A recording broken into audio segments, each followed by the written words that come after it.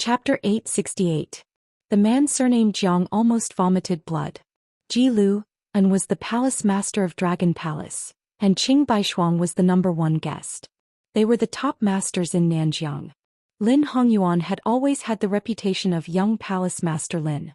Any one of them was an unattainable bodhisattva. The Jiang family didn't even have the time to burn incense and pray to God. How could they have the courage to provoke them? This surly man kept saying that he didn't know them. You King don't know them, but you still said a bunch of catchy words. When the bigwigs of the Dragon Palace went out, there would be female officials holding ceremonial rites to clear the way. Moreover, this woman spoke in a familiar local accent, which made the man surnamed Jiang realize in hindsight. He had to remind the Feng couple not to overestimate themselves. Not only would they lose face, but they would also cause his family to be punished and ostracized so that they could not have a foothold in the southern Tang world. Who didn't know that Dragon Palace was Mr. Nalin's favorite maid? If the fairy-like Mr. Nalin heard it, his whole family would be drowned. Zhao Zhu pointed to the child in the woman's arms. You want to find Yuqi Liangfu to reason. No problem. Leave the baby and throw the body in front of Yuqi Liangfu. You will definitely be in the right even if you don't want to. Su Fengyan said, That's enough. The stern suddenly became silent. Zhao Zhu drank honestly and Lin Hongyuan didn't say anything. Feng Maolin also understood the situation. After weighing the pros and cons, he chose to suffer in silence. He broke away from his friend's support and staggered back to the cabin. According to the cultivation method passed down from his ancestors, he operated his qi and breathed out the old and took in the new. Su Fengyan asked, Zhao Zhu, how did you become a beggar? I remember that at that time, although the dragon's descendants lived in fear, they didn't have to worry about food and clothing. Zhao Zhu threw the empty wine pot into the lake, rubbed his cheeks and said with a smile, It's a long story. Anyway, now my brothers must be secretly wondering why I didn't starve to death in Dantong Pass. Every family had its own difficulties. Once it was mentioned, it would be awkward and painful. Lin Hongyuan stood in the distance and felt relieved. Since Su and His Royal Highness were old acquaintances, the key point was that anyone with a discerning eye could see that it was a genuine friendship and not a pretense of civility. Then whether or not he taught Su's secret steel inscription of the Dragon Palace was of no importance. He didn't need to worry about being caught by others in the future. However, Lin Hongyuan was a little disappointed. It seemed that he couldn't hope to make Su into a human puppet in this lifetime. Su Fengyan turned around and looked at this guy who was not in Nanjiang. Do you have nothing better to do than to be Lin Hongyan's servant? Leaning on the railing, Zhao Zhu lazily said, I've never been in the pugilistic world, so I won't have any chances in the future. As for doing odd jobs for Lin Hongyuan, I'll just take it as learning from you that you have a tender heart for the fairer sex. I can't just walk around and say that I'm Zhao Zhu. Heroes of Jianghu, come and kill me if you can. Su Fengyan smiled knowingly. I have a deep understanding of this. Zhao Zhu softly said, I originally wanted to sneak a trip to Baoyang. I wanted to go to my aunt's grave and burn 3 incense sticks no matter what. My father also agreed and said that I'll take his share. However, it seems that I can't go. You also know that West Chu is about to be reinstated. My father temporarily decided to let me lead 8,000 elite cavalry north to loot a burning house. If you came 2 days later, we would have passed by each other. Su Fengyan self-deprecatingly said, It won't be peaceful again. I don't understand why Chao Chongqing wants to reinstate the country. Zhao Zhu gazed into the distance and said indifferently, It's not strange at all. It's just like how the people of the world don't understand why Uncle Su is still unwilling to betray Li Yang and directly defected to Northern Mang even though our Zhao family is making things difficult for your Su family. Su Fengyan smiled and said, Let's not talk about surrendering to Bei Mang. How many people can we bring with us? 300,000 cavalry. However, a person should still have a bottom line. Zhao Zhu turned around and leaned against the railing. He asked, Xiaoyan, do you know what I admire the most about Uncle Su? Su Fengyan handed the half-empty wine pot to Zhao Zhu. Zhao Zhu raised his head and took a big gulp before throwing it to Lin Hongyuan. Su Fengyan said, Is it because he didn't draw a river to conquer? Zhao Zhu sighed heavily and said, After I took charge of the army alone, I often deduced the battle situation with Mr. Nalin. Every time I was on Uncle Su's side and adopted the strategy of drawing a river to claim the throne. Without exception, I suffered a crushing defeat.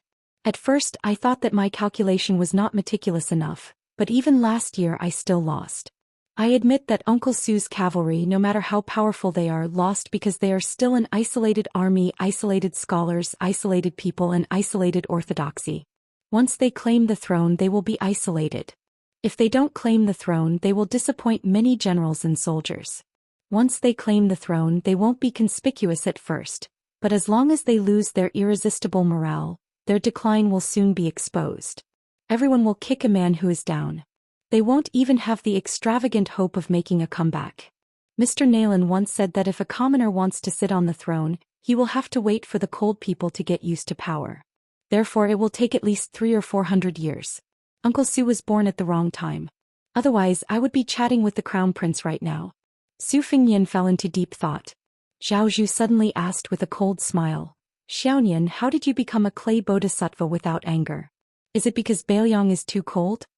Su Fengnian calmly said, back then when Su Xiao pulled a group of people out of Liaodong, he couldn't do it without money. So he borrowed money from many people. Many people felt that the money couldn't be borrowed and would definitely be wasted. So they simply closed their doors and refused to visit. Only the Feng family and the other two families were thin-skinned at that time. They couldn't endure Su Xiao's pestering. Together they gave him more than 60 taels of silver.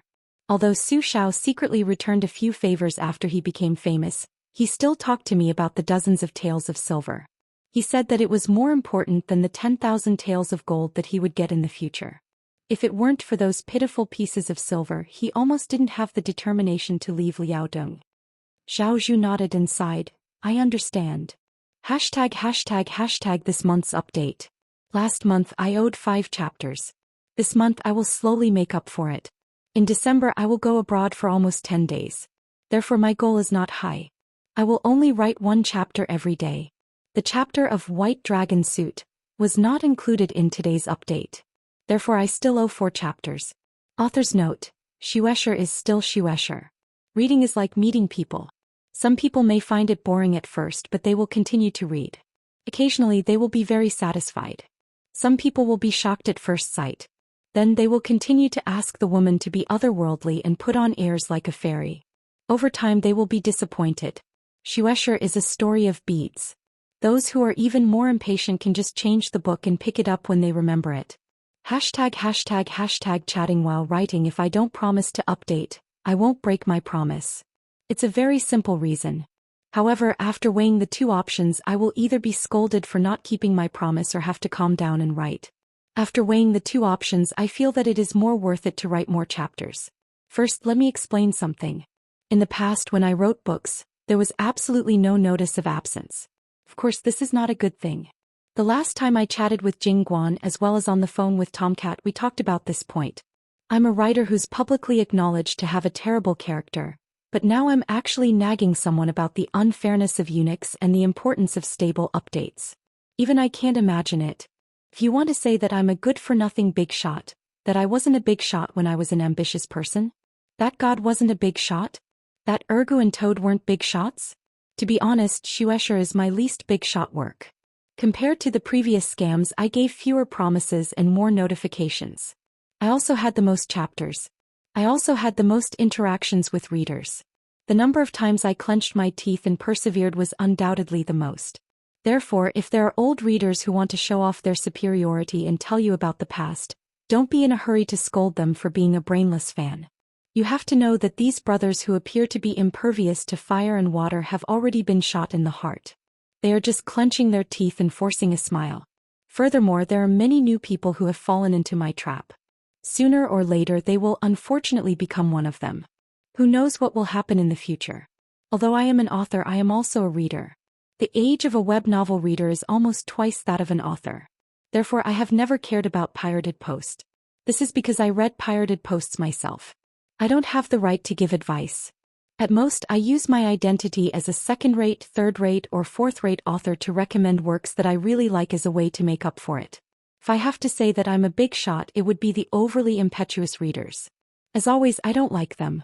It was the same when I was writing scams. Back then, I would often argue with readers in the comments section. I wouldn't stop even if I were to argue with them. However, I don't have the willpower and mentality anymore. Firstly, I feel that it is useless. No one can convince the other. Secondly, authors still rely on their works to prove themselves. Of course, this impetuousness isn't the scolding when the chapters are interrupted. It is the skimming through the contents of the chapters. There are many long-winded chapters in Snow. Even I find it annoying. Actually, they are all explaining things that have been hinted at. When you fill in the gaps, some people don't even realize it and only feel confused. The author can only helplessly do something superfluous, even sacrificing part of their reading habits. Previously, when they said that they are impatient to change their reading habits, they are referring to those who are obsessed with the content of the book. I can understand this small group of people, but I don't agree with them. In Snow there are actually many climaxes of varying sizes. As for the content that I like, it has always been hidden. Every time someone mentions it, it will be like scratching an itch. For example, the battle between Luo Yang and Heaven and Earth. What I thought was the climax wasn't Luo Yang's dominance, but Song Mianqing's pair of cloth shoes. She was the old woman who had been waiting for her husband to return home. I used to say that an author's greatest responsibility is to write seriously. Now I should change it to writing seriously and steadily. I can temporarily not do well, but after all I have to persevere and work hard on this path. Chapter 869. Time to write. In the evening he wrote about a plot that he had been longing for a long time. He had thought about it since the old headmaster carried Hong Shixiang to Wudong on a snowy night. Li Yufu brought back a child who had just enlightened his orifices. This was like a circle. ## number 94 Wudong Peach Charm. There were many hills in Jiangnan. There were different sounds 10 miles away and different customs 100 miles away. There were less than 100 families in Yu village. The simple yellow mud houses were built on the mountainside. There was a mountain behind them and a mountain in front of them. The river flowed at the foot of the mountain. Yu village was sandwiched between two villages. Yu village had never produced any talents. They didn't even have a scholar, let alone a powerful official. They had always been bullied by the other two villages. Every summer they would be bullied. They only dared to secretly dig up the small dam used by the neighboring villages to cut off the water and pour it into their own fields. There was a local custom of dancing with a bamboo horse. Yu village was so shabby that those who rode bamboo horses to beg for money were not willing to enter the village. Every time, the children in the village could only follow behind and risk being bullied to go to the neighboring villages to watch the fun.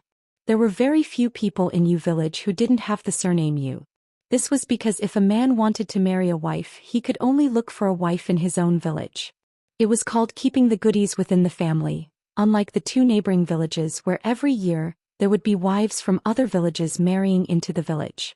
The parents of the mentally retarded Sanyako were both surnamed Yu.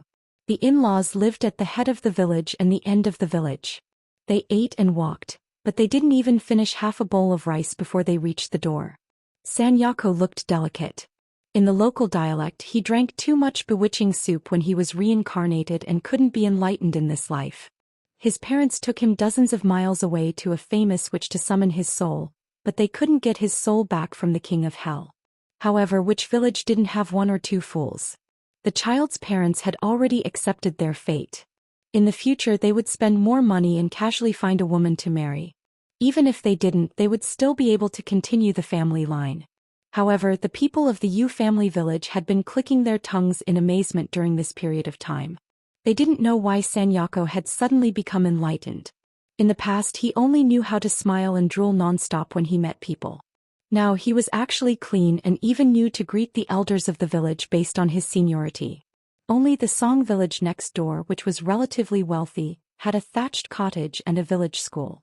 It did not belong to the Song village's ancestral school, so it was willing to accept the children of other surnames. Every day when he returned to the village he would scribble scribbles on the ground. Only later did the villagers realize that the scribbles were indeed words from books. That private tutor, who may or may not have achieved scholarly honors, settled down in the village 20 years ago and never left. The amount of lessons he taught was only 300,000, the 3 basic axes of enlightenment. It was not rare and he had never said anything shocking. He was probably just a rotten scholar with a rough understanding of literature. Furthermore, his accent was thick, making it difficult for the children entering the village to get used to it. For some unknown reason, the 60-year-old private tutor had taken a liking to Sanyako. Not only did he purposely place a small wooden stool outside the window in his spare time, he also intentionally or unintentionally taught the child the etiquette of entering a Confucian school. Since he did not ask Yu Fu's parents for a monetary gift, he also did not have the child kowtow to enter the school. At the entrance of Song village, there was an old locust tree with an empty belly. The old locust tree had been leaning against a rock in water for who knows how many hundreds of years. In any case, the Song family's genealogy could be traced back 400 years. The Song family's ancestor was still not as old as the locust tree. A young Taoist carrying a peachwood sword and a cotton bag walked on the crooked muddy road. He stood under the old locust tree and looked out. Suddenly he saw the 3 villages in a row. In the winter the stream was sluggish. Many things were revealed. A Taoist with an elegant temperament rarely seen in the countryside walked along the small path created by people all year round and squatted by the stream. He scooped up a handful of cool stream water and gently washed his face. He heard the sound of chickens and dogs barking. With a face full of smiles he stood up. A few village children of different ages squatted on the bank. The braver ones asked him if he was an immortal who could catch demons and drive away ghosts. The Taoist in plain robes smiled warmly and shook his head. The disappointed children immediately scattered like birds and beasts. The Taoist walked into the village. In front of the house, there were many old people carrying bamboo baskets embedded with iron sheets and charcoal for heating. They lazily sat on tree stumps and basked in the sun. When they met a rare Taoist, there was some simple curiosity and respect in their eyes. They did not know how to greet him and were afraid of offending him, so they just greeted him with a smile. The young Taoist with clear eyes was born with a kind face and did not deliberately return the greeting. He walked and stopped in the village and followed the sound of reading until he reached the front of the village school. He saw Yu Fu sitting on a small bench under the window and shaking his head. His back was small and thin and he seemed to have forgotten himself. The young Taoist stopped and looked away. He quietly shook his clothes and horsetail whisk. Only then did he walk forward and stand beside Yu Fu to listen to the sounds together. After the old pedant set the reading time, he did not sit upright. Instead he stood by the window on the other side of Yu Fu, one hand behind his back and the other holding a book. He nodded from time to time. When the children finished reciting the book, the old pedant was about to speak when he inadvertently saw the Taoist outside the window. He was surprised and quickly walked out of the simple and crude hut. The young Taoist bowed and said, "I am Li Yu Fu. I used to cultivate on Mount Wudong." The old pedant who received the greeting was flattered and said, "So it is the Taoist master who cultivated on Mount Wudong. I am Su Liang. I am ashamed to be a teacher. If there is anything wrong with my teaching, I hope Taoist master will not be stingy with your advice." The young Taoist shook his head and said with a smile, "Mr. Su is too serious. I have traveled around this time. Before I return to the mountain, I will be bold enough to look for an opportunity. In the future there may be many disturbances." Su Liang, who had always been rigid and strict in front of children, laughed and said, "Taoist master is too polite, too polite." Nowadays, there was almost no limit to the venerated Taoist master Huang in the imperial court. As long as it was not a wandering Taoist who wore a Taoist robe and deliberately cheated the money of foolish people, the imperial court was very respectful to the recorded Taoist masters. There were many Taoist temples in the world, and the 2 celestial mountains of Mount Longhu and Mount Wudong were the leaders. In the eyes of the villagers, as long as it was a Taoist master who came out of these 2 blessed places, regardless of age, he was a Taoist master. If this Taoist master who called himself Li Yufu was not too young, Su Liang, who did have some knowledge in his stomach, would have respectfully called him an immortal. As for the battle of the ancestral court and the ascension of the immortals, these villages did not care. Even if they heard about it, they could only be speechless. After the delicate Yu Fu stood up from the bench, he did not leave. He listened quietly at the side.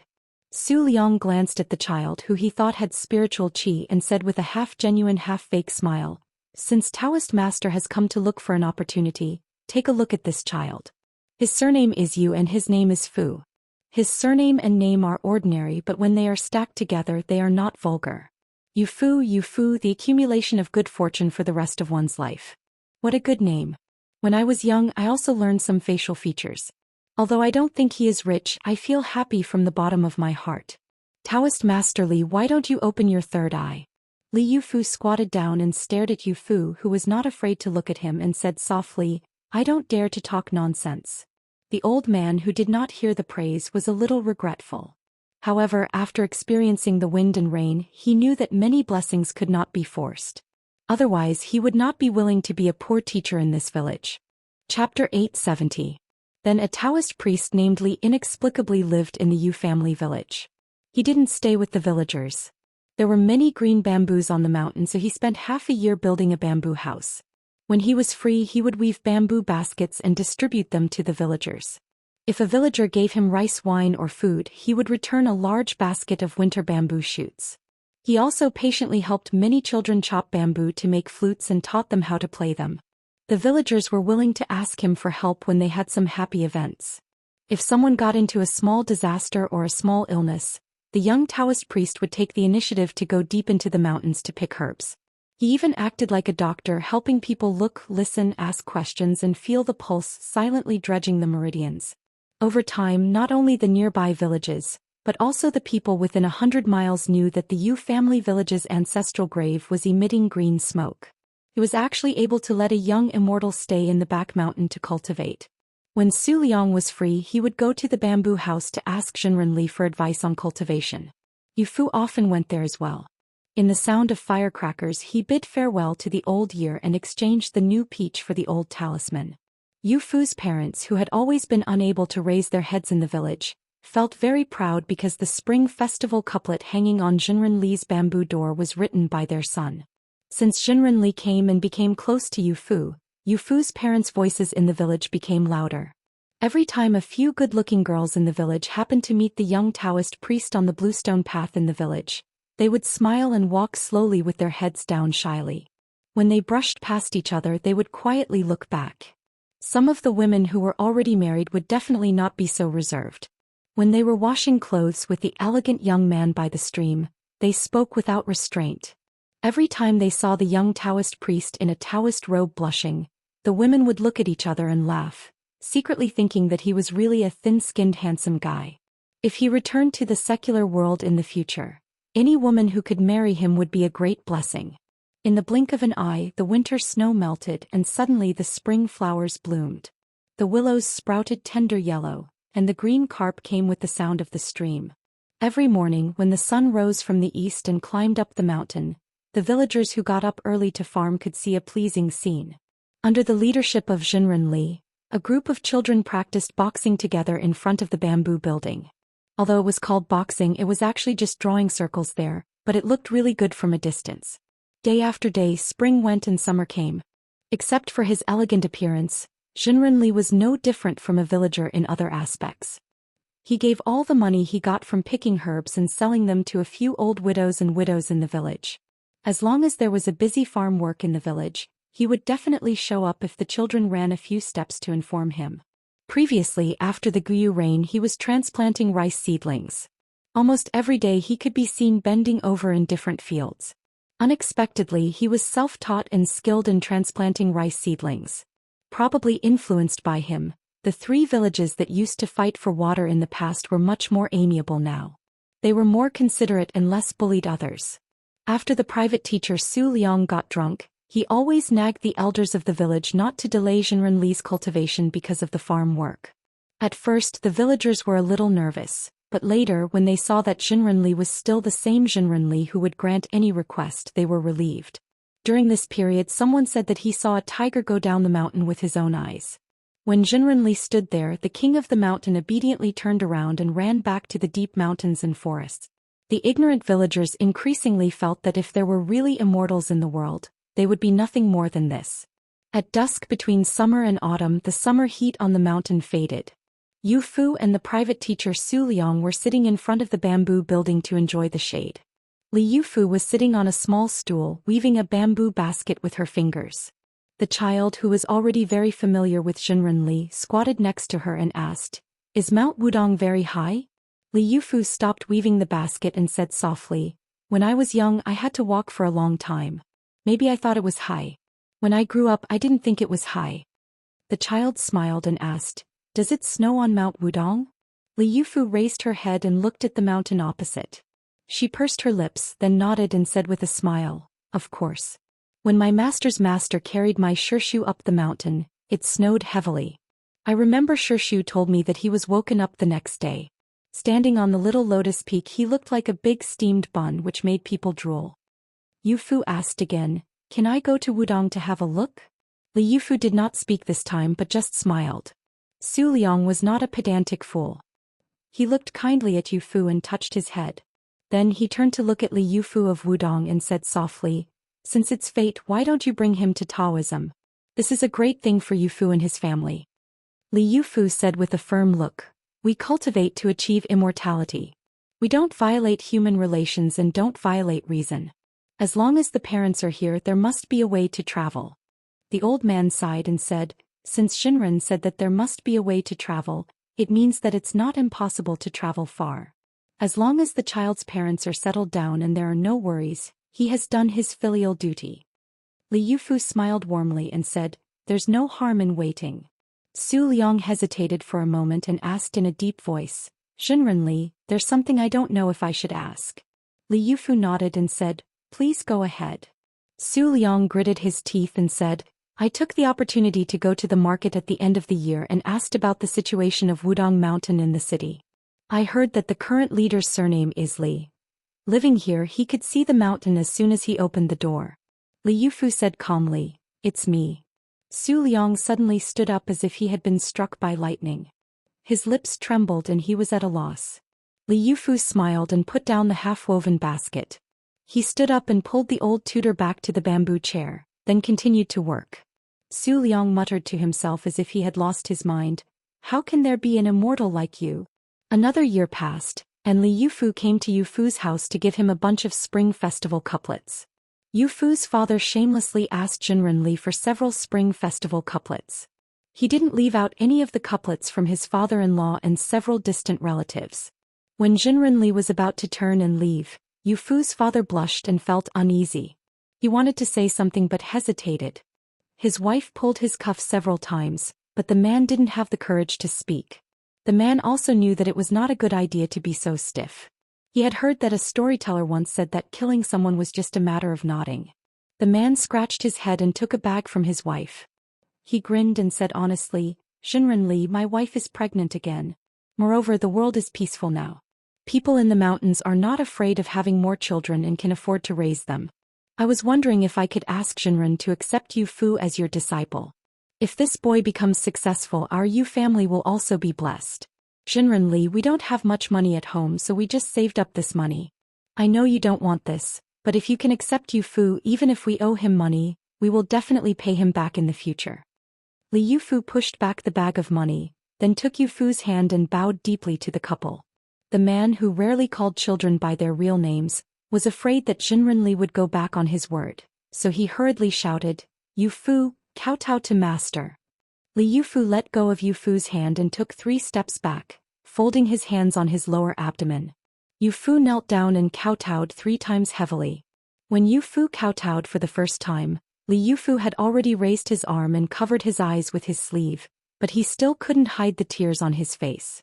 That year it snowed heavily in Wudong. Li Yufu, the leader, brought back a disciple named Yu Fu. When the young leader went up the mountain with the child on his back, the drowsy child held a string of bright red candied haws in his hand. After reaching the top of Wudong, the young Taoist with his disciple on his back looked into the distance and choked with sobs. Little Shirshu, we're back. Chapter 871. After Lin Hongyuan showed off his identity as the Dragon Palace, he was immediately invited to an elegant cabin on the 2nd floor. Zhao Zhu's eyes lit up when he entered the cabin. There was a woman sitting on a large green banana leaf, holding a small Yenju Kongho in her arms. Her left hand held the Kongho while her right hand pulled the strings. Her eyes were moist. The woman's appearance was not extraordinary, but she was slender and delicate, causing people to feel pity for her. The Kongho originated in the western regions, flourished in the southern Tang dynasty and stopped in Liang. Because a certain noblewoman in the imperial court did not want the sound of the Kongho to spread throughout the court, and the famous scholars and Confucian scholars added fuel to the fire by slandering the Kongho's decadent sound. Thus, it was gradually overshadowed by the similar Guzheng. The wife of Yi Baikue, the head of the famous generals of the spring and autumn period, was famous for playing the Kongho. Zhao Zhu quickly approached the woman on the banana leaf and squatted down. He waved his hand at the thin woman, indicating for her to play the strings. He closed his eyes and listened. Under the woman's fingers, the music lingered and Zhao Zhu listened attentively. Su Fengyan looked at this guy with new eyes. Lin Hongyuan dismissed the maidservants and personally poured tea. He explained in a low voice. His Highness is proficient in music. He is an expert in the guqin, zheng, flute, drum, kongho and so on. There was an untimely knock on the door outside the cabin. Lin Hongyuan got up and opened the door. The second-class steward of the Quick Snow Mountain Villa suppressed his excitement and tried to speak in a calm tone. Reporting to the Dragon Palace Ferry, we just received news that the Mount Hui Mountain Master Xianyuan Qingfeng has put up a life and death contract on the main arena. Whoever can withstand 10 moves from her can choose any 3 secret manuals of Mount Hui. Whoever can defeat her will be the master of Mount Hui. The Mount Hui Mountain Master also threatened that if no one accepted the challenge or knocked her out of the arena, then the title of Wulin Alliance would fall into the hands of the Xianyuan family. But today, as long as someone enters the arena, she will not show any mercy. At this moment, everyone is excited and waiting for our villa master to start the competition. Lin Hongyuan nodded. The steward lowered his head and left in a hurry. He thought that the woman in purple was really a noble of the villa. She wanted to fight against Jiang Hu alone. No matter who won or lost in the end, it would be a big gimmick. Anyway, it would be beneficial to the snow villa. More than 20 large ships gradually dropped their anchors and stopped, surrounding a large square platform on the lake. Colorful flags fluttered in the wind. Among the huge ships, there were more than 100 somewhat shabby little black boats. There were all kinds of people and the atmosphere was vigorous. The Wulin world was full of hidden dragons and crouching tigers, and the Jianghu was surging with great momentum. Su Fengyan, Zhao Zhu and Lin Hongyuan all walked to the bow of the ship on the second floor. Compared to the crowded first floor, the second floor was much more empty. A few Jianghu heroes who were particular about putting on airs moved a large number of people to bring chairs over. They sized up Su Fengyan and the other 2. However, among the 3 of them, apart from Lin Hongyuan who was holding the green go who could be considered to have a bit of style, the other 2 did not seem to have any weight, so they did not pay much attention to them. Zhao Zhu touched the bridge of his nose, which was somewhat frozen red, and said in a low voice, "Originally, I thought that if that little beauty holding the Kongho was an assassin, that would be good. In this trip to Jianghu, other than being a coolie for young Palace Master Lin, who doesn't even earn half a copper coin, I haven't seen any big scenes. Looking at those few hair-raising battles of yours, it's really infuriating." On the arena, the woman in purple stood in the center with an overbearing aura. She really did have the meaning of a peerless talent of her generation. In the future, who knew how many Jianghu heroes would find it difficult to let go of this scene? Su Fengyan retracted his gaze and sneered, "You built so many temples in Nanjiang, were they all just to fool people?" Zhao Zhu laughed foolishly and said, "A real man doesn't boast about his past glory. This year I didn't cause much trouble. Mr. Nayland said it well, to be kind to others one must be kind to others." Su Fengyan dismissed it with a laugh. Zhao Zhu suddenly gave Su Fengyan a bear hug and patted Su Fengyan's back with all his strength. "Brother, big brother will go back first. Seeing you is enough. If I don't hurry back, Mr. Nayland will lecture me again. If he is determined not to let you go, he can talk for hours without drinking a sip of tea. I am not afraid of the heavens or the earth, but I am afraid of his foot-binding preaching." Su Fengyan was stunned for a moment and asked, "You didn't see how Mount Hui Mountain's mountain chieftain went on a killing spree?" Zhao Zhu let go and shook his head. "So what if he became a Wulin Alliance leader? So what if he became the world's #1? It's meaningless." Su Fengyan sent Zhao Zhu and Lin Hongyuan to the stern of the first floor. The colorful boat was tied to the small boat with a black awning. Before Zhao Zhu left, he took out a copper coin from his money pouch and stuffed it into Su Fengyan's hand. He smiled brightly and said, "I, Zhao Zhu, can be considered a half-baked noble descendant of the heavens. In this lifetime I have only known you as my friend. Whether or not you remember our old friendship, I, Zhao Zhu, will not forget. No matter how good or bad this world is in the future, as long as you are willing to come to my side, as long as I, Zhao Zhu, have food to eat, you won't starve, Su Fengyan. Other than not being able to send you your wife and son, everything else is fine." Su Fengyan held the copper coin and didn't say anything. Lin Hongyuan said softly to Su Fengyan apologetically. His Royal Highness, I'm afraid that I will have to think of a way to send the mysterious steel rubbing finger to Bailiang later. I hope you will forgive me. Chapter 872. Su Fengyan smiled and nodded. He did not dislike this woman who was good at scheming. Because of Zhao Zhu, he did not mind giving her a way out. Of the vassals of the dynasty, the king of Jiaodong, Zhao Sui, was in charge of the two Liao provinces, but it was too close to Graydon City and could not be said to be far away from the emperor. In reality, only Su Xiao and Zhao Bing, the king of Yanqi, were true to their name. If Zhao Zhu was not the eldest son of Zhao Bing, these words with hidden meaning would be suspected of not knowing the immensity of heaven and earth. Zhao Zhu had grown his wings much earlier than Su Fengyan. As long as he made military contributions in the rise and fall of West Chu, it would be justified for the Liang dynasty to have a third hereditary emperor. Su Fengyan waited for Zhao Zhu to jump onto the small boat. He grabbed the bamboo pole and said with a smile, "Little beggar, if the ritual collapses again, come to Bailiang. I guarantee you will not be an old beggar." Zhao Zhu said with a bitter face, "Should I say thank you for your auspicious words or curse you for your inauspicious mouth?" Su Fengyan laughed and waved his hand. "Go back to your Nanjiang." Zhao Zhu patted his chest with a fist and leisurely rowed the boat away. After the boat sailed out of the lake, Lin Hongyuan asked carefully, "Your Highness, how about this servant paddle the boat?" Zhao Zhu threw the bamboo pole to Lin Hongyuan and stood proudly with his arms around his chest. Lin Hongyuan dared to play tricks with Su Fengyan, but did not have the guts to play tricks with Shitzi Zhao Zhu, who had made great military contributions. Nanjiang was already in place. In reality, many people knew this, but they did not dare to think deeply and did not dare to say it out loud. Mr. Naylan was just waiting for the words, "right time." Zhao Zhu said softly, "If I become the emperor, I will not believe in ghosts and gods but in people's hearts." Lin Hongyuan almost could not hold the pole. Zhao Zhu said with a smile, "What are you afraid of?" Lin Hongyuan said with a pale face, "This servant did not hear anything." Zhao Zhu muttered to himself, "If I ask Su Fengyan to use the 300,000 iron cavalry of northern Liang to exchange for a position that is second only to one person and above 10,000 people, as well as a position that will last for generations, would he trade?" Lin Hongyuan was silent. He would rather die than say anything. In the outer corridor of the colorful boat, Huang Liang, who used to go wherever there was a lively scene, was still squatting at the foot of the outer corridor wall in a daze, even though the purple-clothed man had already appeared on the arena.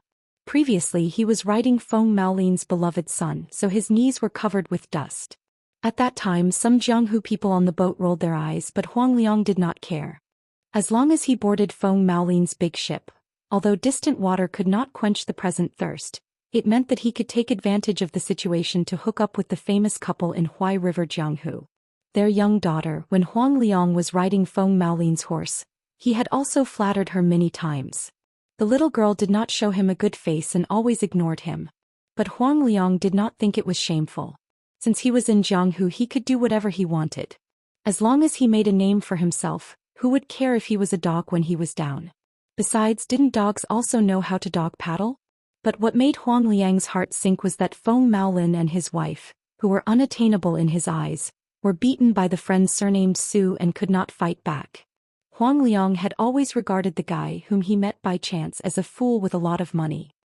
He was shocked that he knew Su Zhan and Zhou Qinhu, and wished that he could eat a few caddies of beef and drink a few caddies of good wine to calm himself down. But he did not have the money to buy any wine. When Feng Maolin and his men were forced to swallow the bitter pill, Huang Liang knew that all his efforts were in vain.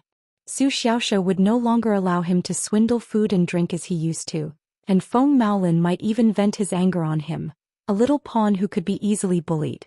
Some people in Jianghu would eventually become successful, but most people would spend their whole lives in Jianghu. Huang Liang was not afraid of suffering, but he was afraid that he would not see a chance to become a decent man. How great was the ability of a hero to be worthy of the word hero? What kind of divine ability did an immortal have to be called an immortal? Sometimes Huang Liang, who had always been seeking personal gain, would wonder if he had never entered Jianghu. Huang Liang, who was stunned, leaned against the wooden wall and finally came to his senses.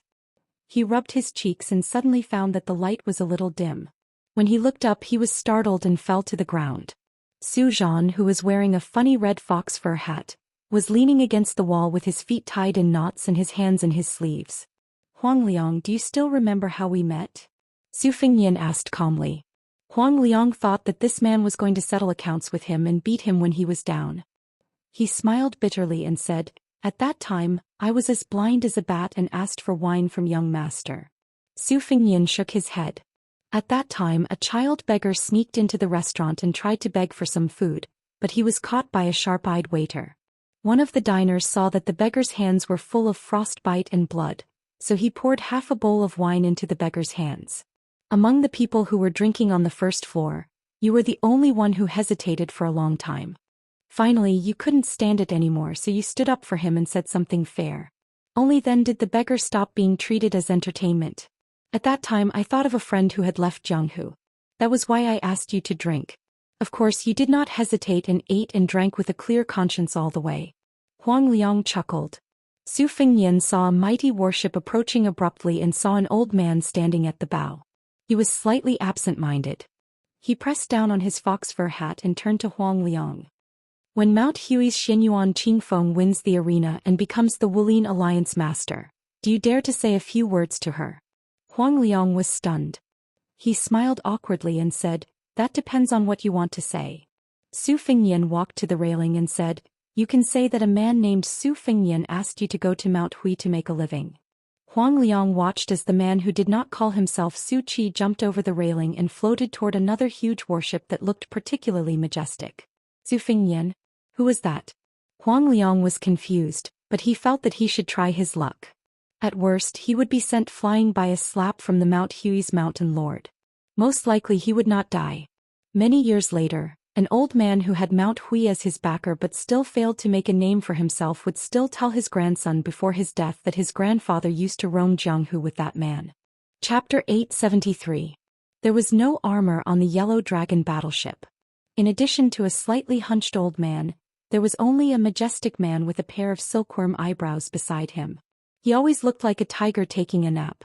A little distance behind him stood a middle-aged man with a spear. Su Fengnian gently floated behind. He exchanged a glance with the old man and then greeted Yuan Zhuozong. He did not forget to nod to the retainer named Lu Yanbing in the distance. As Wang Xiu's junior fellow apprentice, this person had always lived in the shadow of Immortal of Spear.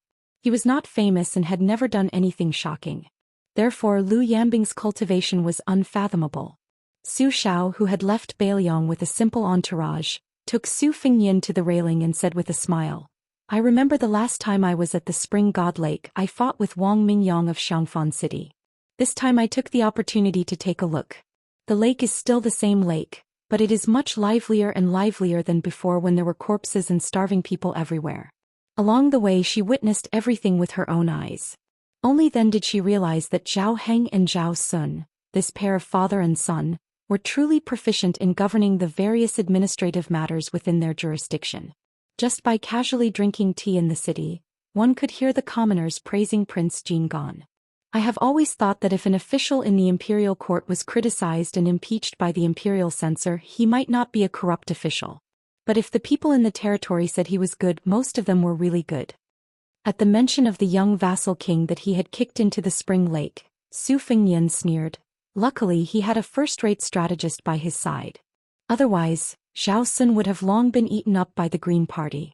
The Green Party, which relied on unity to achieve success, was torn apart by Zhang Julu in just a few moves. They were completely unable to compete with the Zhang Party and the Gu Party. However, to deal with Zhao Sun, whose prestige was not enough to suppress Qingzhou, wasn't it easy? Liang's surname is Zhao, but whether Xiangfan City and Qingzhou's surname is Zhao, who cares? It was someone who helped him sort out the situation and build relationships. He told those old foxes about the benefits. He threw away the bait of marrying a concubine and purposely helped the son of a Green Party boss get a real power position in Tian City. Afterwards he used other people to tell the truth. Zhao Sun did not have these real bait and favors, he would only be reduced to the same conduct as the Duke of Huainan. Su Xiao grabbed the railing with both hands and laughed. It was that blind Lu Su who gambled with you at Yongzi Alley. The 2 strategies and 14 strategies were written by him. I have seen it. Even a brute like me can understand it. Not simple. Zhao Heng, that woman has been making mistakes all her life. Only this marriage was done beautifully. In Ishan's words, there was no smoke and fire. When the conditions are right, success will come naturally. That is why people cannot be too smooth. When things are too smooth, they can only rely on themselves. They still want to save face and are not willing to do desperate actions. Su Fengnian asked, "Why did you think of leaving Baoyang? Yuan Ergu and Lu Qiu, these newcomers are replacing old generals. Baoyang is in turmoil in everyone's eyes. Plus, with the east wind that the Baoyang cavalry broke through the border last time, Dongzhua and Hongjingyan in Beimang are not as restrained as before. Aren't you afraid that Beimang will retaliate and catch us off guard? What if there is someone in Baoyang?" Chapter 874. Su Fengnian stopped here. Su Xiao waved his hand and said with a smile, "Support from both inside and outside?" Daddy was more than happy for those rotten sores and pus to leak out on their own. It was disgusting to always hide them. Some people, after all, had been through life and death for half of their lives. Father could only turn a blind eye to them. In the early years, he had promised them that as long as they did not die on the battlefield, he would take all the women, money, and official hats. Father owed the dead a lot in this life, but for those who were alive, he felt that he did not owe them much. Take Zhong Honggu, for example. The first time his father met him, he was only a sergeant. At that time, his father jokingly asked him how high he wanted to be in the future. Zhong Honggu said that he would be satisfied if he could be a lieutenant with 700 to 800 strong brothers under his command. If he could kill anyone he didn't like, his life would be worth it. There was also Yan Wenluan, an interesting young man when he was young. He always said to me that he wanted to be a horse dealer in the future. That way, even if he died, he could die on the back of a horse. If he was a peace official who did not have to worry about food and clothing, he said he would not be willing to ride a horse in his old age. He was afraid he would die on a woman's belly. Sometimes, Father looked at those old people who were gradually getting fat and suddenly felt that he did not recognize any of them. Back then, there were brothers who dared to scold Father for being disappointing, saying that if Father was a general, he would be better than Su Xiao. There were old brothers who were willing to go crazy in the middle of the night, carrying a jar of wine and running to Father's tent to compete in drinking and drinking. There were old brothers who smiled and threatened Father that if they did not set a marriage, they would not be brothers. At that time, Li Yishan and Zhao Chongling were still there. Zhong Honggu, Yan Wenluan, and a large group of people were not old. Qin Zhibao, Yuan Zuozong, and the other children did not need to be said. At that time, Father liked to fight the most. He was never afraid of people dying. Father was not afraid. Who dared to be afraid? If you did not have the guts, then scram back to your wife to warm the bed. So as long as there was a battle to fight, they would go crazy. If there was no battle, they would shamelessly ask those officials for a battle. You want money? Father is not good at that. I will give you as much as I have. You think it is not enough? Then let's put it on credit first. Once I win the war, you can just let your men take the chests away with carriages. Military merits? That's fine as long as you give me some leftovers. Don't treat the brothers who risk their lives too badly. As long as your descendants come to the battlefield, it'll be fine even if they're tens of thousands of miles away from the battlefield. After the war, you'll still give them a lot of military merits for free. This way, who wouldn't be willing to do business with Father? Only a fool wouldn't do it.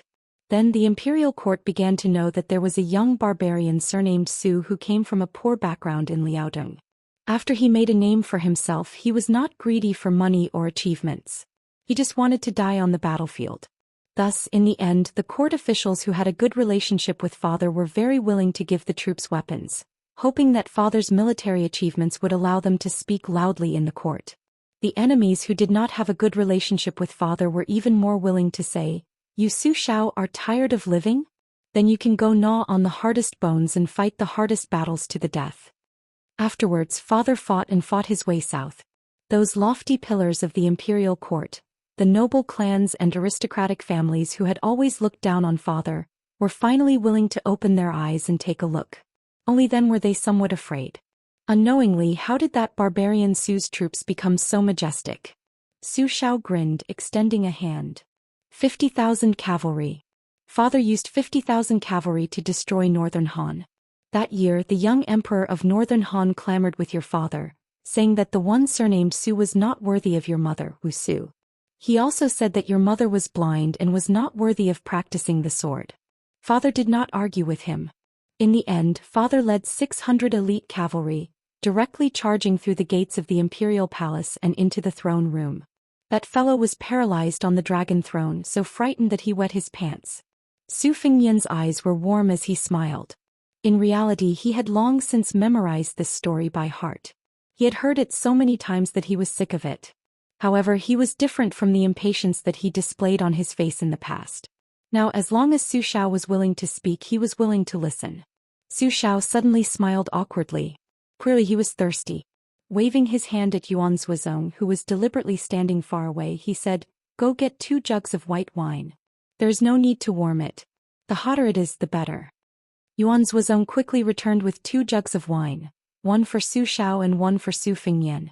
After a pause, Su Xiao no longer spoke of his past. Softly he said, "Han Xianxia is dead. Lu Hao is also dead. The only ones left are Binshi and Zhao Huangchao.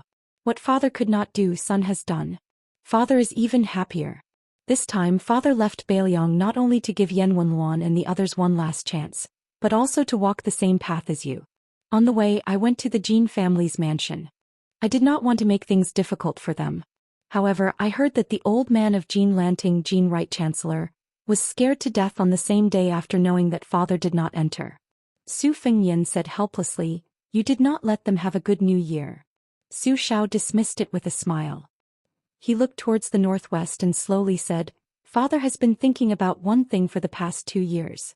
If Northern Mang is truly determined to go south regardless of the overall situation, then in the end, how much of the family's wealth will I hand over to you?" Father had fought so many battles in his life. There were wins and losses, but he rarely won. But when he lost, it was really tragic. There were 2 times when he was almost completely wiped out. It was so tragic that no one thought that father could make a comeback.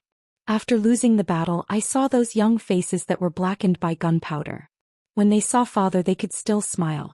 They did not feel that they followed the wrong person. Father was aggrieved. At that time, I swore that even if father was lucky enough to become a high-ranking official and have a son, I must let this kid go to the battlefield in the future. It was only in this way that father felt that he had not let down those soldiers and felt a bit better. But when father really did have a son, it was like when the Zhao family wanted to invite you to the capital to be their son-in-law. In truth, father had thought of agreeing. At that time, father thought that if he had to feel guilty, he should feel guilty toward father alone. When father went to the underworld, father would apologize to old brothers. In his heart, father still selfishly hoped that his son would not suffer such a fate. Then father took some wine to Tide Listening Pavilion to drink with Ishan. Did you know? Ishan directly threw the wine out of the room. It was only later when he heard that you had run off to roam the Jianghu that I went to drink with him to drown my sorrows that Ishan finally smiled. He drank so much that father could not stop him. So in the past few years, after many old generals took root in Beiliang, many fathers were heroes and their sons were cowards. When their sons caused many disasters, they had to clean up their messes. Some of them left some face and directly came to Mount Qingliang to beg for mercy. Some of them thought that I couldn't see and sneakily did even more wrong things. They killed people to silence them and eliminate them by the roots. Their methods were not inferior to those of the Spring and Autumn War. Some of them were even more direct. They thought that since father had risked his life to build his family business with Su Xiao, it was no big deal for his own son to kill a few people and bully a few women. Murder and arson became a matter of course. Why didn't they think about why they were willing to put their lives on the line to fight Su Xiao back then? Why did they not hesitate to kill officials? Su Xiao fiercely gulped down a mouthful of wine. He asked with a smile, "Father originally wanted Ishan to do some things, but Ishan said that you would not let him do it no matter what. What were your thoughts?" Su Fengnian calmly said, "You have a notorious reputation in this lifetime. Do you think you haven't been cursed enough? Only among the old generals and soldiers of Beiliang do you still have a good reputation. You're not afraid of being scolded for not cherishing old feelings, but I am." Before those new emperors ascended the throne, the previous emperors would quickly help remove the imperial schemes of those old meritorious men. Don't use them on Beiliang. If it were me, you would more or less be at ease and I would have even less of a burden. Zhong Honggu was just killing the chicken to warn the monkey. In the future in Beiliang, favors are favors and rules are rules. If anyone uses favors to break the rules with me, I will have them pack up and scram. This time when I return to Beiliang, I will first go to the desert in the west and win over the hundreds of thousands of sinners who can mount and fight. After that I will travel all over Bailiang's territory. I don't believe that I can't walk through Liangjiang Lake in Beimang before I can walk through my own Bailiang. Su Xiao nodded with gratification and continued to drink. Su Xiao swallowed the last mouthful of strong liquor and shook the empty flask. He said softly, "When we arrive in Bailiang, don't be in a hurry to win over the sinners' forces supported by Mount E. Accompany me to take a look at the Bailiang cavalry first, okay?" Su Fengnian bit his lip and smiled. How can a father always ask his son if he's okay? Su Xiao threw the flask into the lake and also smiled. How can a father repeatedly ask his son to go out and take risks? Su Xiao put his hands in his sleeves and looked up at the sky. He narrowed his eyes and said, "Last time I might have been busy killing people along the way and didn't feel it. Now I know that the south is cold to the bone. Father is old." Su Fengnian silently took off his red fox fur hat and pressed it on Su Xiao's head.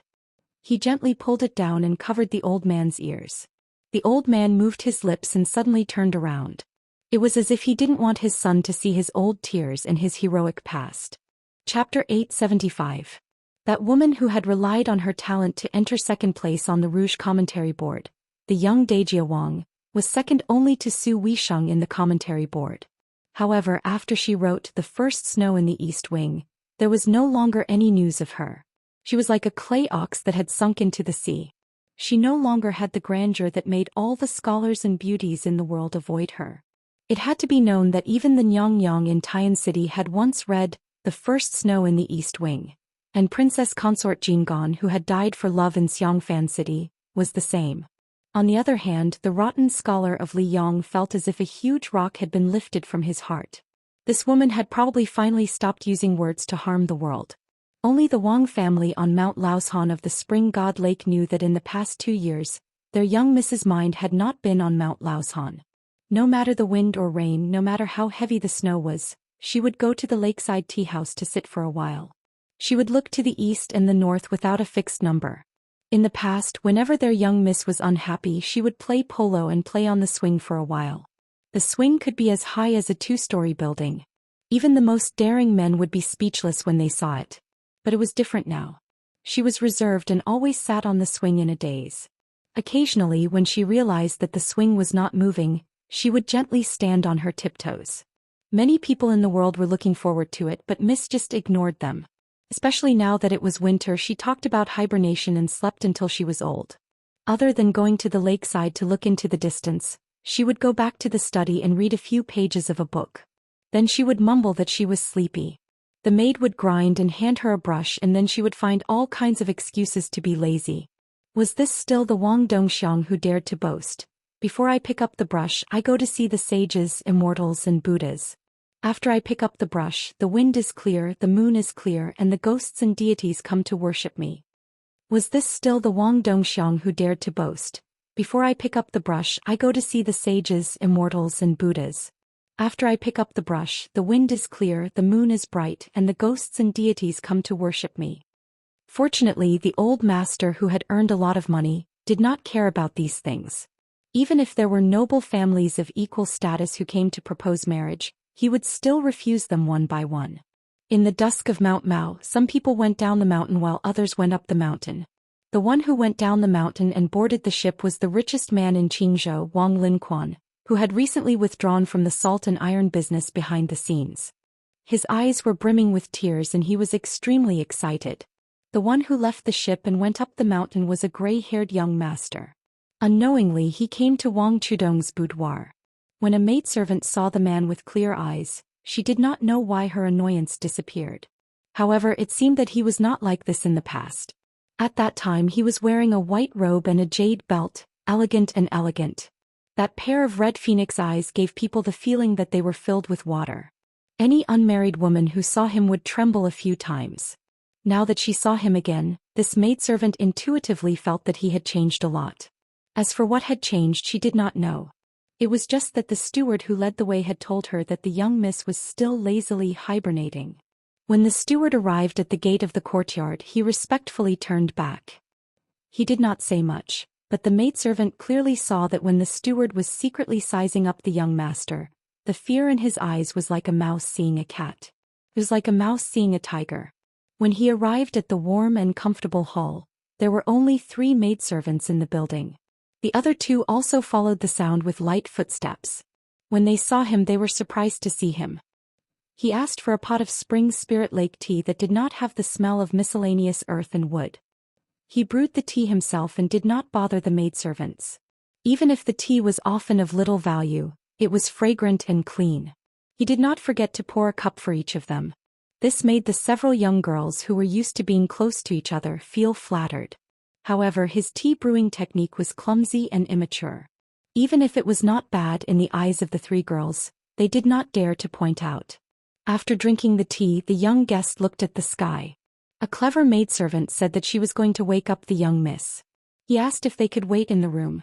The 3 girls looked at each other and then smiled knowingly and nodded. Chapter 876. Su Fengnian, who was passing by Mount Lao to rest, gently pushed open the door and entered. A servant girl helped to close the door and then she quietly retreated. Su Fengnian sat by the window. The afterglow of the sun shone through the window screen. Unlike the splendor of Mount Lao, this woman's boudoir was very simple and elegant. Other than the 4 treasures of the study, there were not too many miscellaneous items on the table. There was a linglong carved from an old bamboo root. Large bamboo balls encased small bamboo balls. There were about 8 or 9 balls of varying sizes. Su Fengnian's finger pressed on the linglong and moved it a few cien on the table. The sound was not loud. There was a stack of small colored paper on the table. The colors were different. There were apricot red, goose yellow, and copper green. On the top of the colored paper were 3 crooked characters.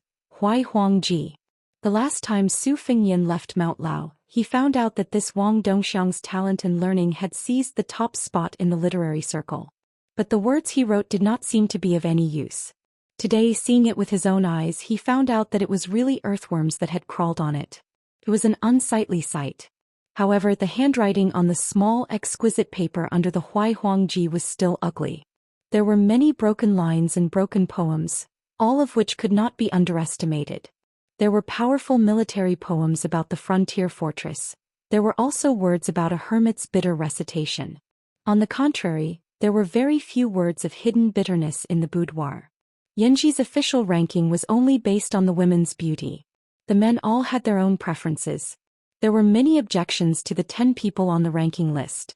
Many people said that the famous courtesan Li Baisher's ranking was too low. Others said that they had never seen that girl surnamed Nangong, so how could she have the qualifications to be ranked above Chenyu? Yanji's assistant ranking was a lot fairer.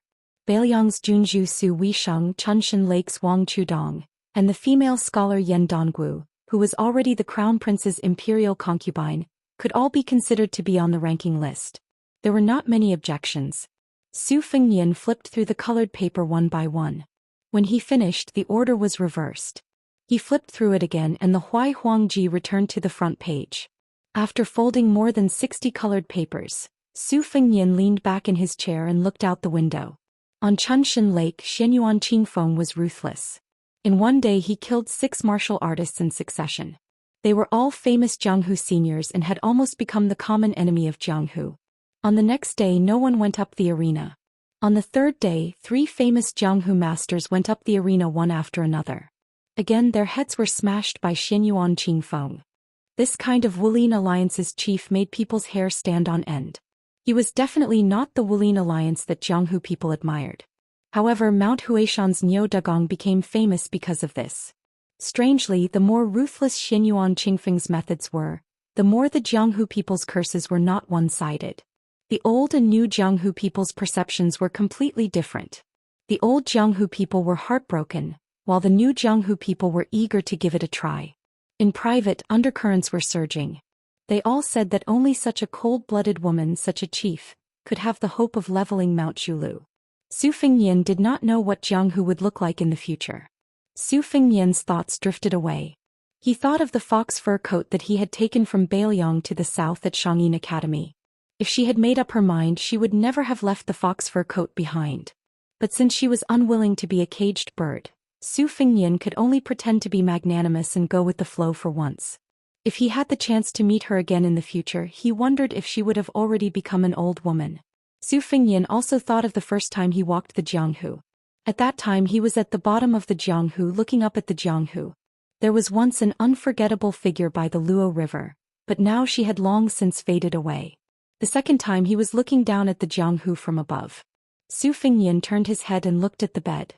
That year when he accompanied her on the lake to ride a turtle, Su Fengyan had never thought that today's situation would occur. He really did go to Beimang and survived. In the future he would follow the traditional order of succession and rule over Beiliang. He would take over Su Zhao's family property and continue to draw a circle around the prison, guarding the northwest gate. The afterglow of the sun dimmed and the twilight gradually deepened. A slap came from the bed. The young woman slapped her face hard. Her eyes were drowsy and her face was full of shame and anger. She sat up. It turned out that countless charcoal had been used to lay the floor of the boudoir. Although the room was as warm as spring in winter, it also gave the mosquitoes the ability to hibernate and survive the winter. It was extremely annoying. The woman was fond of sleeping and every time she had to scheme against the winter mosquitoes. The maid could not wake her up because these mosquitoes had done a great job. After the woman sat up wrapped in the embroidered quilt, she bared her fangs and brandished her claws. She chased after a winter mosquito that bit her. Resentfully she returned without success. She could not bear the cold outside the quilt and muttered that there was actually a mosquito in the world that could escape from this heroine's lynxy finger. Then she went back to sleep with her head covered. She probably felt that it was not good to be so dispirited, so she hid in the quilt and muttered for a long time. Finally she poked her head out and looked at the study table where the light was the brightest. It was empty and the young girl was a little absent-minded. Some unspeakable grievances appeared in her limpid eyes. She stretched out 2 fingers and pinched her cheeks hard. Only after a moment of pain did her sleepiness disappear. She absent-mindedly got up and put on her clothes. During this time she shrank back into the warm quilt several times. She was too lazy to wear boots and only put on her socks before she landed on the ground. She finally had the temperament of a great writer, Wang Dongxiang. She was virtuous and graceful, and her eyes were especially lively. She sat cross-legged on the chair, holding her breath and concentrating, grinding and picking up the brush. However, after just one stroke she was defeated by her own handwriting. She felt that it was really ugly. Her heroic spirit was suddenly gone and she sighed. Bored to death, she held her chin with one hand and prepared to flip through the colored paper. Suddenly her eyes widened. On the page of the Huai Huang collection, there was an additional line of small characters. In addition to the current year, month and date, there was also the 4 words, "Here is a tour." Compared to Wang Chudong's handwriting, it was naturally thousands of miles away. Wang Chudong knocked open the door. She did not bother to put on the necessary warm fur coat for going out, nor did she care about the calls of her personal maidservants. In one breath, she ran to the ferry by the lake at the foot of the mountain. Her pair of socks were covered in dirt. Wang Linquan, who loved this only daughter the most, panicked and ran down the mountain, his face full of heartache. Wang Chudong looked at the old man and said with a crying voice, "I will never sleep in the future." Wang Linquan grinned, contrary to common sense, and did not comfort her. Instead he added insult to injury, "In the future, if you don't know how to manage the household, let's see who dares to marry you." Wang Chudong sniffled and wanted to cry but had no tears. Suddenly she was pulled under the armpit by someone behind her. She turned around and stepped on the back of that person's shoes. That person smiled and said, "Only I would dare." Chapter 877. In the ink-black night, the 2 carriages drove into an inconspicuous alley. The luxurious and spacious carriage made the alley seem even narrower and narrower. As the base of the Green faction, Xiangfan City was clearly divided between wealth and nobility. Rich nobles like Wang Linquan, because they did not have a family background or scholarly achievements, even if they had a residence in the city, they did not live there for long. Noble nobles like the Lu family, who had a pillar of the country as their family's mainstay, hid in the city with the other families. On the 2 sides of the alley, their residences were almost the same size as the residences of the imperial family.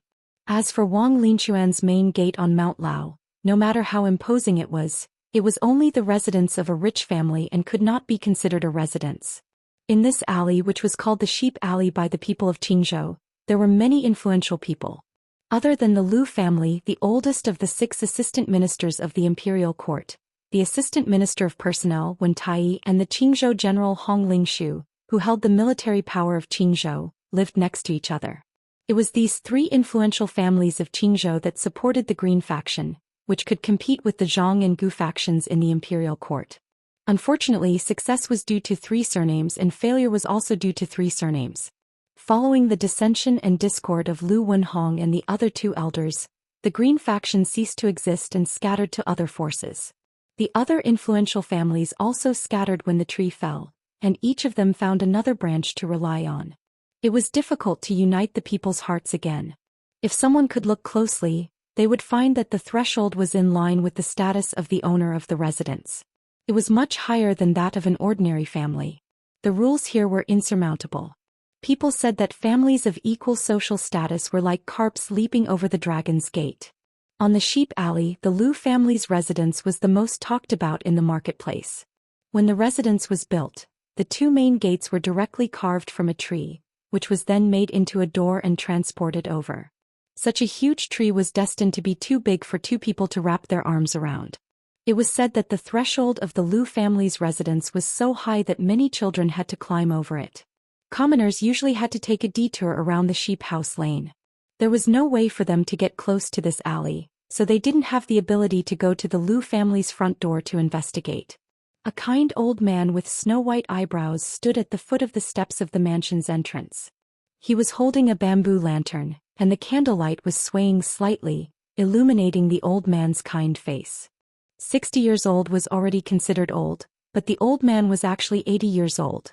Beside him, the eldest legitimate grandson was also almost 40 years old. The man had an elegant appearance and wore a gorgeous fourth-rank brocade official's robe.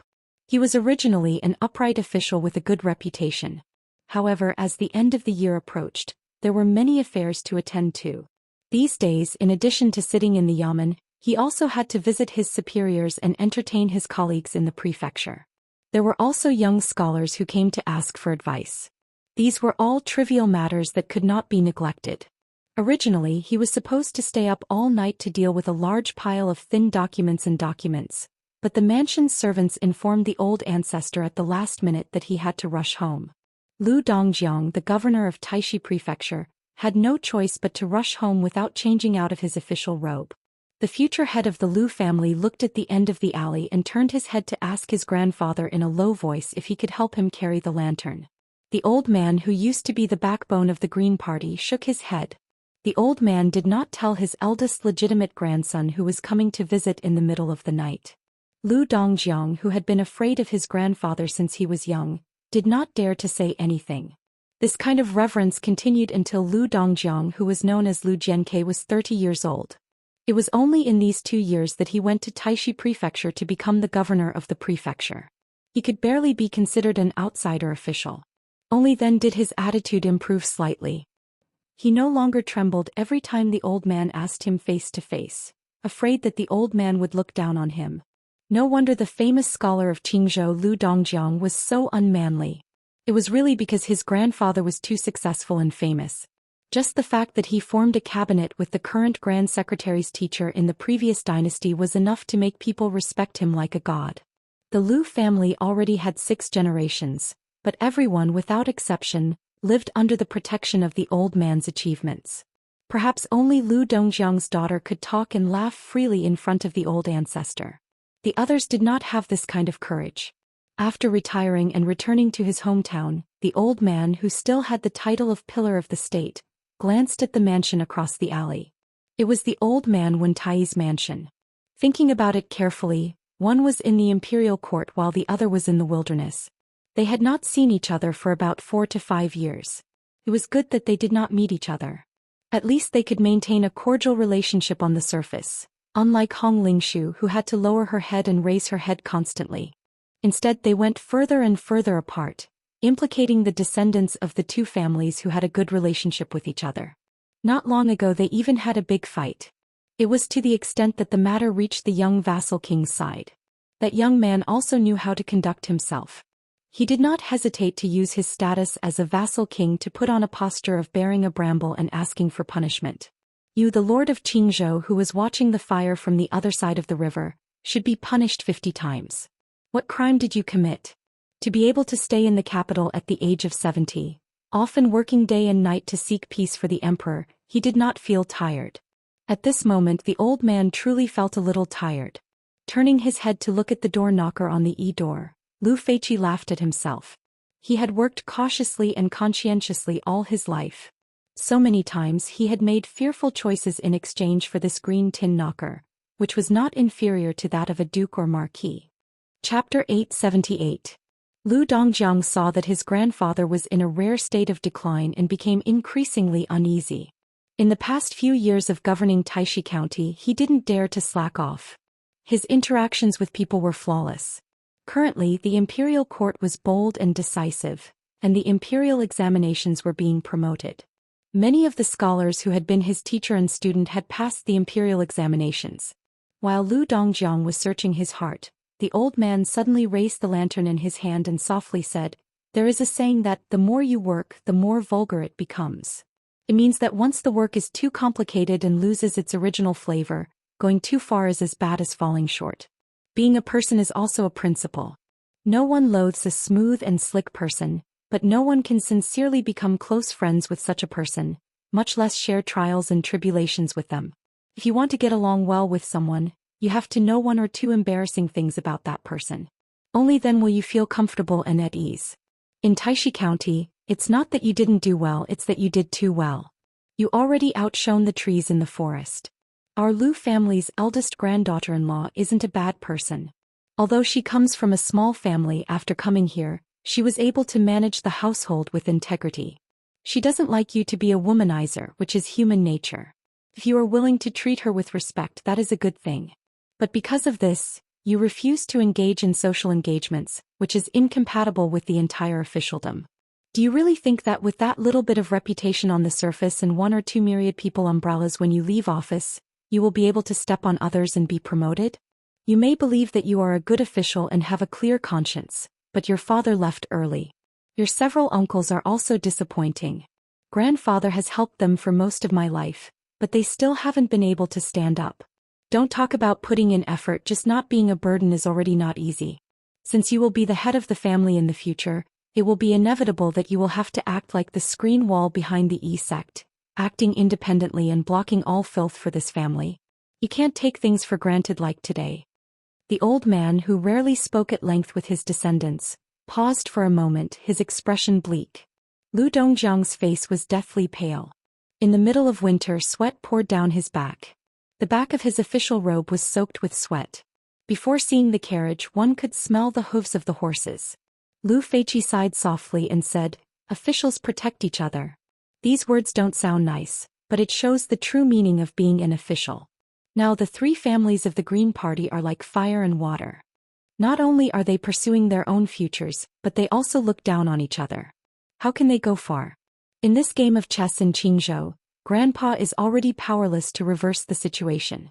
He has already obtained all the benefits that he should have obtained. It is very difficult to snatch anything from Wen Tai and Hong Lingshu's pockets. If Grandpa can't do it, you guys can't snatch food from the tiger's mouth either. But Grandpa can still do one thing before he dies, and that is to take you to another chessboard and sit down. There are not many pieces there and there is a lot of space. It is not like the old chessboard where every little thing is fought over. Even if the Lu family is not strong enough, the Lu family's descendants will not starve to death. Lu Dongjiang once had a secret meeting with the old man and Bailiang's Chu Lushan on the Spring God Lake. Although he did not participate in the conversation, with his wisdom he was able to grasp the clues. Moreover, Lu Qingyan secretly returned to Bailiang. It was just that Lu Dongjiang did not want to think too deeply about it. Not to mention the hardships of Bailiang, the key point was that it was like a pile of eggs. Lu Dongjiang was born in peace and was used to a peaceful life. Even if his daughter could become a concubine of a feudal lord, he did not feel any glory. A moment of joy in exchange for the execution of his entire family. Lu Dongjiang was so scared that he woke up in the middle of the night several times, but he did not dare to question his grandfather's decision. As the sound of horse hooves became clearer and clearer, Lu Dongjiang gathered his courage, gritted his teeth and said, "Grandpa, on the old chessboard, even if the Lu family was declining day by day, they could still hope that a national player would appear in the future to take back their lost land.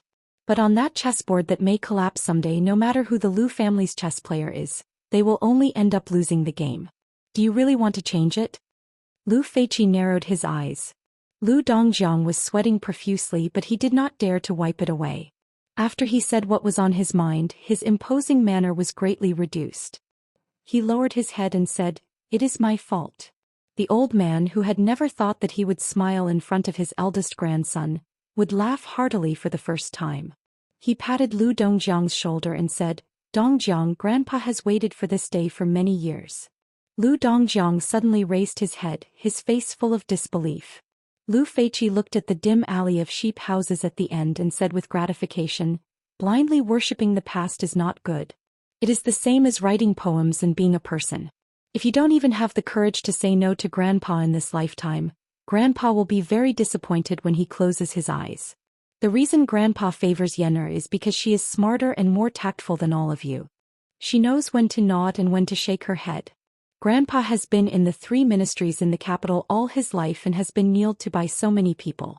Many of them are now ministers of the 6 ministries. How many words of flattery have Grandpa heard? If he goes to the capital, even Bai Yan will treat him with respect. How can Wen Tai and Hong Lingshu compare to your grandpa? Not to mention that one of them has to wag his tail and beg Zhang Julu for pity.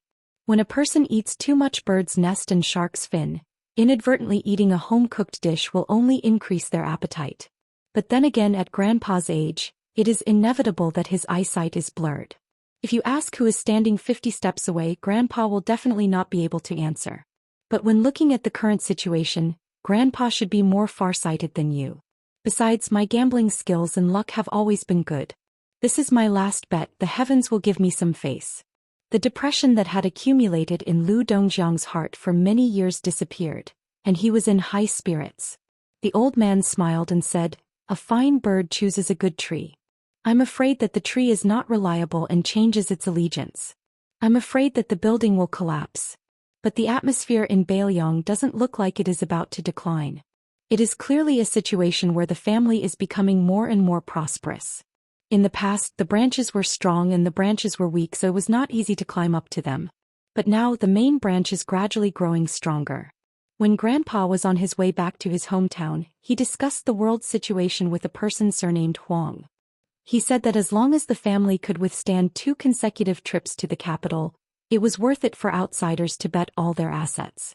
Grandpa deeply agreed with this, which led to tonight's meeting and the subsequent departure of the Lu family from their hometown. The descendants of the Lu family are both good and bad. In the future, there will definitely be people who will rush to Bailiang to take root and become arrogant because of Yen'er's status. As the head of the family, you don't need to restrict them too much. Choose a few members of the Lu family who can't take on important responsibilities and abandon them as pawns. Take the initiative to help the new Prince Liang punish the chickens to warn the monkeys. Bailiang will most likely remember this old favor. If you want the bonsai in the garden to look good, you have to cut it. You have to make a choice. There is no such thing as a good thing in the world that you can't let go of. Lu Dongjiang was both frightened and enlightened. He said, "I will definitely remember this in my heart." The old man, who had been holding the lantern all this time, narrowed his eyes and did his best to look at the carriage that was gradually approaching. His original gentle tone became a little more hurried. Grandpa really hopes that in the future, when there is a political crisis, the Lu family will have an old man like Grandpa who can dispel the fog and give advice to the descendants. This is Grandpa's greatest wish. Lu Dongjiang's expression suddenly changed dramatically. He said sadly, "Grandpa, you're not coming with us to Bailiang?" The old man sighed and finally slowly handed the lantern in his hand to his grandson. He smiled and said, "The Lu family has a new master, but someone has to give the old master an explanation. What is started must be finished. This is also a kind of sacrifice. Besides, it's the Qingming festival and the tomb is empty. It's not right." Lu Dongjiang took the lantern, which was actually light, but it was as heavy as 10,000 caddies. After the old man handed the lantern over, he seemed to be both disappointed and relieved. He didn't turn his head. He just pointed at the eaves of the mansion behind him and said in a low voice, "Remember one thing. When you are under someone else's eaves, it is your duty to lower your head and do things. But don't forget to raise your head and do things.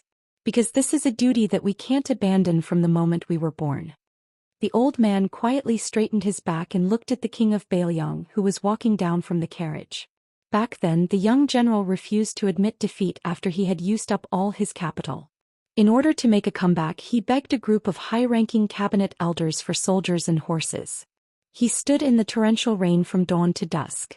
And he, Lu Feiqi, was one of the cabinet elders back then. The old man, who no longer had a lantern in his hand, slowly closed his eyes with a smile on his face. Lu Dongjiang turned pale with fright. He hurried forward to support the old ancestor of the Lu family who was falling backward. He immediately burst into tears. The lantern in his hand fell heavily to the ground. The man died and the lantern went out. Chapter 879. Nearly 15,000 words. If you break it up, it'll be 5 chapters. But I won't play this kind of pointless trick, so I still owe 5 chapters this month. I'll pay it back slowly. P.S. This chapter can be considered a major turning point between Jianghu and the imperial court. Su Fengnian didn't expect that as soon as he got off the carriage, he would be met with such a sudden grievous news. Fortunately, the eldest grandson of the Lu family, who was his future father-in-law, wasn't a pedantic, inflexible scholar.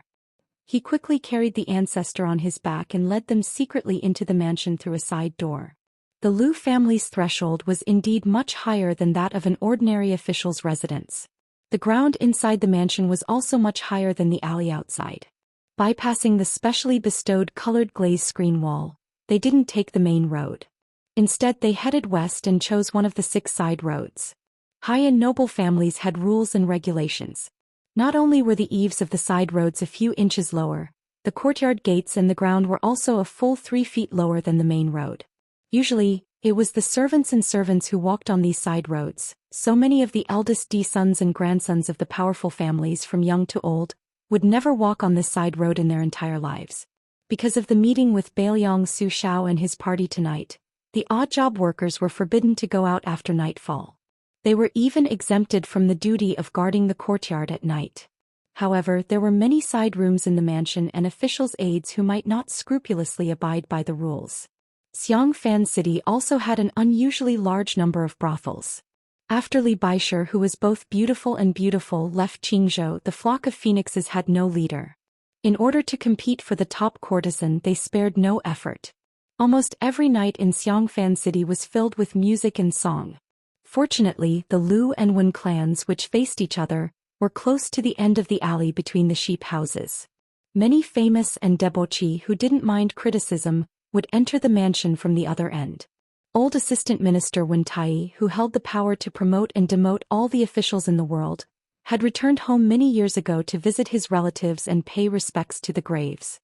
He had cursed the foul atmosphere, and only then did the sheep house alleyway become peaceful for a period of time. When Assistant Minister Wen returned to the capital, his ignorant and incompetent great-grandson, who had not yet reached the age of 20, was the first to return home with 2 courtesans from the brothel. The alley immediately reverted to its old state and went out of control. Su Fengnian followed behind Lu Dongjiang. Although the county governor lived a life of having food and clothing at his beck and call, if he wanted to be a famous scholar, he had to be diligent. It was physically demanding work. It was not easy to eat, drink, talk, climb high and write essays. However, the Lu family's mansion was deep. Lu Dongjiang walked in a hurry. Coupled with his absent-mindedness, he stumbled and fell to the ground. Su Fengnian picked up the lantern and followed behind him. He did not deliberately support Lu Dongjiang. Lu Dongjiang's nose was bruised and his face was swollen. He was sobbing and could not stand up. To live in this world, one had to have a certain amount of spirit to support them. Once this spirit was released, everything would come to an end. At that time outside the mansion, in order to not lose in front of Su Xiao, Shangzhuguo Lu Feiqi had to forcefully hold on to that last breath. Originally, he was at the end of his life. However, he might still be able to hold on for 1 or 2 spring and autumn. Like boiling oil, it was quickly gone. Su Xiao looked at the scholar whose head had hit the ground and sighed. Su Fengnian walked over and squatted down. He stuffed the bamboo lantern into Lu Dongjiang's hands and carried the old man's body on his back. Lu Dongjiang sat on the ground. His face was pale. He wiped his tears and stood up. He hesitated for a moment. In the end, he did not speak and walked forward silently. Lu Dongjiang said softly, "The old ancestor has left." Lu Qingyan stood at the door of the side courtyard. When she saw this scene, she covered her mouth and did not dare to cry out. In front of Su Xiao and Su Fengnian, Lu Dongjiang still had to do his best to maintain the bearing of an aristocratic son. His lips trembled when he saw his daughter's pitiful appearance. He leaned against the wall with one hand. On the contrary, Lu Qingyan, who had just received the bad news, suppressed her sobbing and comforted her father gently. "Father, the old ancestor has died of old age. A few days ago he told Yenner that he knew he did not have much time left. If the old ancestor's spirit in heaven saw us unable to recover from this setback, he would not be able to rest in peace." Lu Dongjiang nodded. He used his sleeve to wipe his face. He wiped it again and again. For a long time he did not turn his head to look at anyone. Su Xiao said calmly, "Minister Lu did not live a sullen life. There are only a few people in the entire imperial court who have the good fortune to be able to retire unscathed from a high official position. This king has always been critical of the ministers of the previous dynasty. After he became a general and was conferred the title of king, he would always criticize them whenever he met them. However, he did not have any complaints towards Minister Lu." After all, Lu Qingyan could still force a smile. She invited everyone into the yard. Hearing this, Lu Dongjiang secretly cried again. He looked down at the lantern and was a little confused. Originally, Lu Dongjiang thought that after his grandfather's advice, he was already a different person from the county chief of Taishi Commandery. After his grandfather left, he immediately returned to his original state. In addition to the father and son of the Su family, there was also Yuan Zhuozong, the famous general of the Spring and Autumn Cavalry War, who was not unfamiliar to Lu Qingyan. There were also Han Laoshan and Su Yanbing, the two close retinues of the king of Bailiang. However, there was one person that made Lu Qingyan's pupils shrink. She recognized the young woman. She was Wang Dongxiang of Laoshan Mountain. Her father, Wang Linquan, was once a soldier of the general. At dawn the next day, Su Fengnian, who had not slept the whole night, quietly went out of the mansion from the back door. He took Yuan Zhuozong to Yongzi Alley. The men of sacrifice secretly followed them as usual. Su Fengnian walked in the alley and smiled slowly. "Brother Yuan, letting Lu Qingyan be the concubine of Bailiang is to win over the Lu family and lay a foundation for the scholars to die in the cold. Even if we buy a horse worth 100 gold at a high price, it will also be mutually beneficial. I don't have any burden on this marriage. However, involving Wang Chudong is not only because the Wang family's financial resources cannot be underestimated, but also to stabilize the morale of the old soldiers. Aren't we too Philistine?" Yuan Zhuozong said indifferently, "The Su family and the Wang family are willing to be beaten and the other is willing to be beaten. It is even more so for His Highness and the woman surnamed Wang who likes His Highness. It is not Philistine. Moreover, if it were not for Lu Qiuer's support, the Wang family would not have today's wealth." Su Fengnian came to a wall in Yongzi Alley. "The first time I came to Xiangfan City, I saw the scene of the six-pearl bodhisattva leading thousands of ghosts out of the city. Later on he met the blind chess player Lu Su here. At that time he left in a hurry and did not believe in his luck. In addition, he did not believe that chess skills had anything to do with governance. In the end, he missed the opportunity to meet this hidden genius strategist. Now he regretted it so much. If I had known that this guy was a romantic figure who could write the 2 essays and 14 strategies, I would have tied him up and brought him to Bailiang." Yuan Zhuozong smiled. "That's Philistine." Su Fengnian laughed involuntarily. Su Fengnian sighed. "After Lu Feiqi's death, the Lu family has to delay for a while. That's nothing. I'm just worried that trouble will arise and things will get complicated." Yuan Zhuozong said calmly, "That's why Lu Qingyan kept the funeral a secret. She only said that the ancestor of the Lu family was sick. This woman is not simple." Su Fengnian smiled bitterly and said, "Seeing how she settled the Wang girl with just a few words, she vaguely has the demeanor of a first wife. Also, when she was in the Wutong courtyard, I knew that this woman was not simple. I don't know who can suppress her in the future." Yuan Zhuozong nodded seriously. "The princess candidate should be decided as soon as possible." Su Fengnian hugged his hands and exhaled a breath of mist. He squinted and smiled. "Before going to Beimang, I talked with Su Xiao. At that time, I naively thought that it was not impossible to pinch my nose and marry Yan Wenluan's granddaughter. Now I finally feel relieved. She looks like her father, rougher than a strong man. That's not all. But her temper is very bad. Just thinking about it makes me scared. Yuan Zhuozong smiled slightly. Su Fengyan walked slowly along the alley.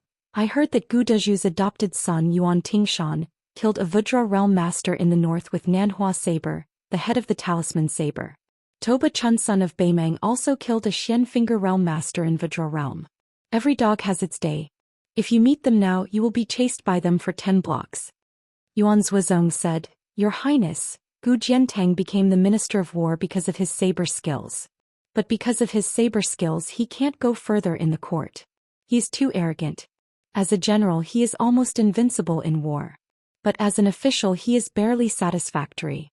The problem is that Gu Jiantang knows that he is not as good as his adoptive father, but he can't change his character. If he does, it will damage his cultivation. Su Fengyan turned his head and smiled. Brother Yuan, are you reminding me that I can't have the best of both worlds? If I want to be a good king of Bailiang, I shouldn't be obsessed with martial arts. Yuan Zhuozong nodded solemnly. Su Fengyan was silent. When they were about to turn out of Yongzi Alley, he suddenly said, Brother Yuan, you probably know my temperament. Sometimes I can't change my mind. If I go the wrong way, no one will be willing to blame me. You must remind me. If you can't persuade me, you must hit me to wake me up. Yuan Zhuozong still said meticulously, It's difficult. Your Highness will be the king of Bailiang in the future. Even if I dare to offend you, I'm afraid that your Highness will not let me kill the enemy. It's really a helpless thing. Brother Yuan, can you not be so serious when you tell a joke in the future? It's difficult. Brother Yuan, I'm helpless right now. When the two walked out of the alley, their sight suddenly became clear. There were many hawkers selling food along the street. They would not get up early if there was no profit. The king, the general, and the servants were all the same. Su Fengyan looked at the gradually bustling street and said softly, In fact, Lu Dongjiang and Lu Qingyan also know that if it weren't for the lieutenant who was humble under the eyes of the cabinet, Su Shao, the king of Bailiang, whose power is far above the Lu family, the old ancestor of the Lu family had already used up his remaining energy and spirit, he wouldn't have died so hastily. If it's the Su family who forced Lu Feiqi to death, it's not wrong to put the blame on us. I'm afraid that Lu Qingyan can endure this resentment, but Lu Dongjiang may not be able to. It's difficult for an upright official to solve a family dispute. If there is a time when he puts righteousness before family, he will be in a difficult position. Chapter 880. Yuan Zhuozong said with a smile, It's not a big deal for Chu Lushan to be the villain in the future. The Lu family will definitely not be convinced. Why not let Yuan Zhuozong be the villain? Then they will be convinced. Su Fengyan shook his head. Su Fengyan rubbed his cheeks. Huang Longshi, Sun Ping, my master Yuan Binshi, Nalan Yusi, Zhang Julu, and Lu Feiqi, who passed away yesterday, have all added color to the scholars in the world. Brother Yuan, you probably don't count. Lu Su of Yongzi Alley, Qin Shiliang, and Su Beiji of aristocratic family, no matter if they have hatred or not, they can only watch the backs of these gentlemen go further and further away. I don't know if there will be younger scholars coming to see our backs in the future. Yuan Zhuozong rarely showed his melancholy in front of others. At this moment he sighed undisguised. You said Chu Lushan is smart, but even the blind can't see his flattery to his highness. How smart can such a person be? But if you say Chu Lushan is stupid, he has the ability to make a rhyme. His poems and songs are natural. Only Qin Jibao can be better than Chu Lushan in terms of talent for generals and soldiers. I used to dislike Chu Lushan very much because I thought he was not popular. Now I am a little better, but I think I will not confide in him in my life. But Yuan Zhuozong thinks that such a person can be called a teacher. I don't know what he and Qin Jibao want. Yuan Zhuozong wanted to say something but stopped. When he was about to say something, Su Fengyan had trotted to buy a tray of steamed buns from the hawker. Yuan Zhuozong smiled. While he was not used to flattering words, Yuan Zhuozong wanted to say that although His Highness could not be a teacher, one day his back will be the front of the Central Plains. All the people will look to the north. Wuxia's county in Ningxia was a county. According to the law of Liang, there could be 2 county officers. Wuxia's county was remote. The people there were tough and difficult to tame. If there was any trouble in the world, there would be refugees running around and living in the mountains and forests. Liang attached great importance to the horse administration, which had been implemented in Lianhuai and other places for many years. Ningzhou was barren and far inferior to other places, so it was originally not suitable to raise horses. However, as one of the 13 old provinces of Liang, Ningzhou was selected from among the short ones and was also included in the horse administration. During the spring and autumn period, almost the entire province raised horses, which could be considered to have made great contributions to the Zhou family. Most of the high officials at the prefecture level were promoted to become officials in the capital. However, the people in Ningzhou were in dire straits, leaving behind a mess that was riddled with holes. Until now, there were still thousands of horse bandits in Ningzhou. The horse problem was the most serious one in the imperial court. The year before last, a county governor was appointed, but his head was cut off by dozens of horse bandits in Yangchang Slope, which was the crossroads between the north and the south. His official uniform and official seal were scattered all over the ground, which shocked the imperial court. The emperor of Zhou family was furious. He sent a minister of the Ministry of War who was a member of the imperial family, to lead 800 elite soldiers to suppress the bandits. They won one battle after another and beheaded more than 100 bandits. Later they were impeached by the imperial censor. Only then did the imperial court know that horse bandits were cunning. The minister could not find any trace of the bandits, so he had to collude with the local officials and replace the bandits with prisoners on death row. Among them there were 16 innocent people. The minister was executed on the spot. The 2 captains and the 800 elite soldiers were exiled to Liaodong. It's better to be a small official in another state than a high official in Ningzhou. The difficulty of Ningzhou's governance could be seen. There were many rules for a scholar to be an official. It was okay to be a county magistrate. Although his rank was low, he was still in charge of politics. There was hope for promotion. However, if he became a county governor, he would become a joke. As for being a county governor in Wuxia County, which was close to Yangchang Slope in Ningzhou, it was really a tragedy that would make the family sad and the enemy happy. One of the 2 county governors in Wuxia County had always been empty. The old county governor Yan Huaxing was from the county next to Wuxia County. He was addicted to alcohol. He was quite capable of flattering the county magistrate and the chief clerk, drinking and having fun together and flattering the county governor. However, if he was asked to suppress bandits, it would be asking for his life. Yan Huaxing was not good in the county official evaluation every year, but he had always been a county governor. In Yan Huaxing's words, if anyone was willing to come to Wuxia County to replace this *T official, he would put the official hat on that person's head without saying anything. He would even give a thumbs up and praise that person for being a good man. However, at the end of the year, Yan Huaxing did not lose his position. Instead, a strange young man with the surname Song came to Wuxia County and became his colleague with the same rank and salary. He brought a horse, a page and a box of scriptures with him. Yan Huaxing discussed it with the county magistrate and the chief clerk. They felt that this young man did not look like an official who inherited his father's shadow. If he had a family background, who would be willing to come to Wuxia County to suffer? He should not be someone from the capital or someone who passed the Jinshu exam. According to the usual practice, if an official outside the capital was not promoted, it would be tantamount to banishment. After thinking it over, the 3 old foxes in the officialdom all felt that this young man was a poor young man who started his career by relying on his poetry and literary talents. This was because the young man with the surname Song had a good hand in writing, which belonged to the style of the 2 masters in one family, that was popular in Liang imperial court. Even a boorish man who did not know a single word would feel good when he saw it. Moreover, this young man was born white and clean, and his skin was even more tender than a woman's. Yan Huaxing did not think that this young man would be able to gain a foothold in Wuxia County, so he did not bother to ostracize him. As long as he could not bear the hardships, he would definitely be fired. However, Yan Huaxing soon complained incessantly. This young man with the surname Song was really addicted to being a county magistrate. As soon as he arrived at the county magistrate's office, he would bring out a pile of geographical maps that were heavier than books. Moreover, every few days he would ask him about the distribution of horses in Wuxia County.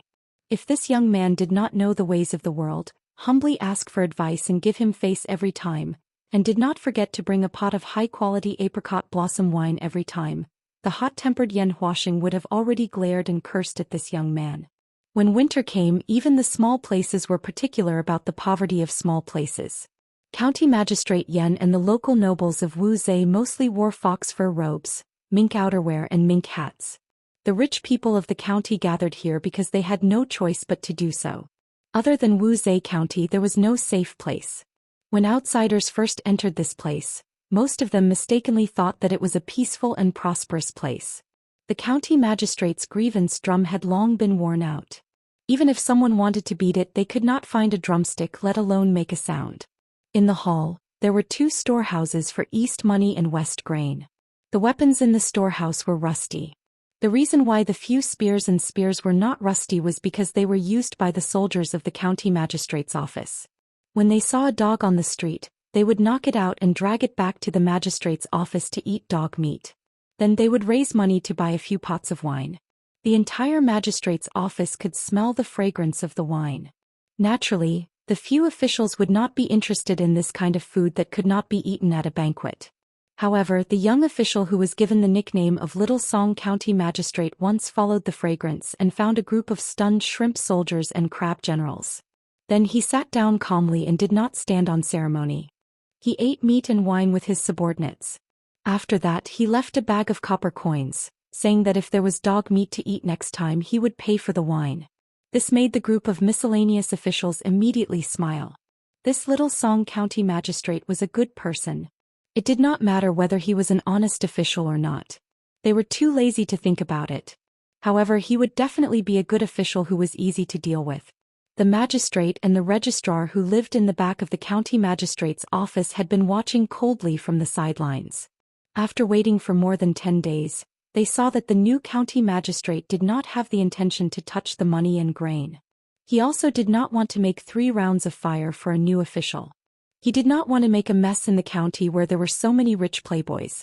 The 2 officials were relieved and became closer to this new colleague who was unfortunately transferred to Wuxia. Although he was still somewhat reserved and arrogant, he would at least smile when they met and exchange a few words of greeting. There was originally a residence in the back of the county magistrate's office. The house and courtyard occupied a large area. However, it had long been occupied by the brother-in-law of the county magistrate and refused to move. The county magistrate saw that Little Song County Magistrate had been silent and did not hear any gossip. It should be known that although a sparrow was small, it had all the essentials. There were so many small ears and gossips in the county magistrate's office that it could not hide any secrets. This made the county magistrate very relieved and felt a little guilty for the first time.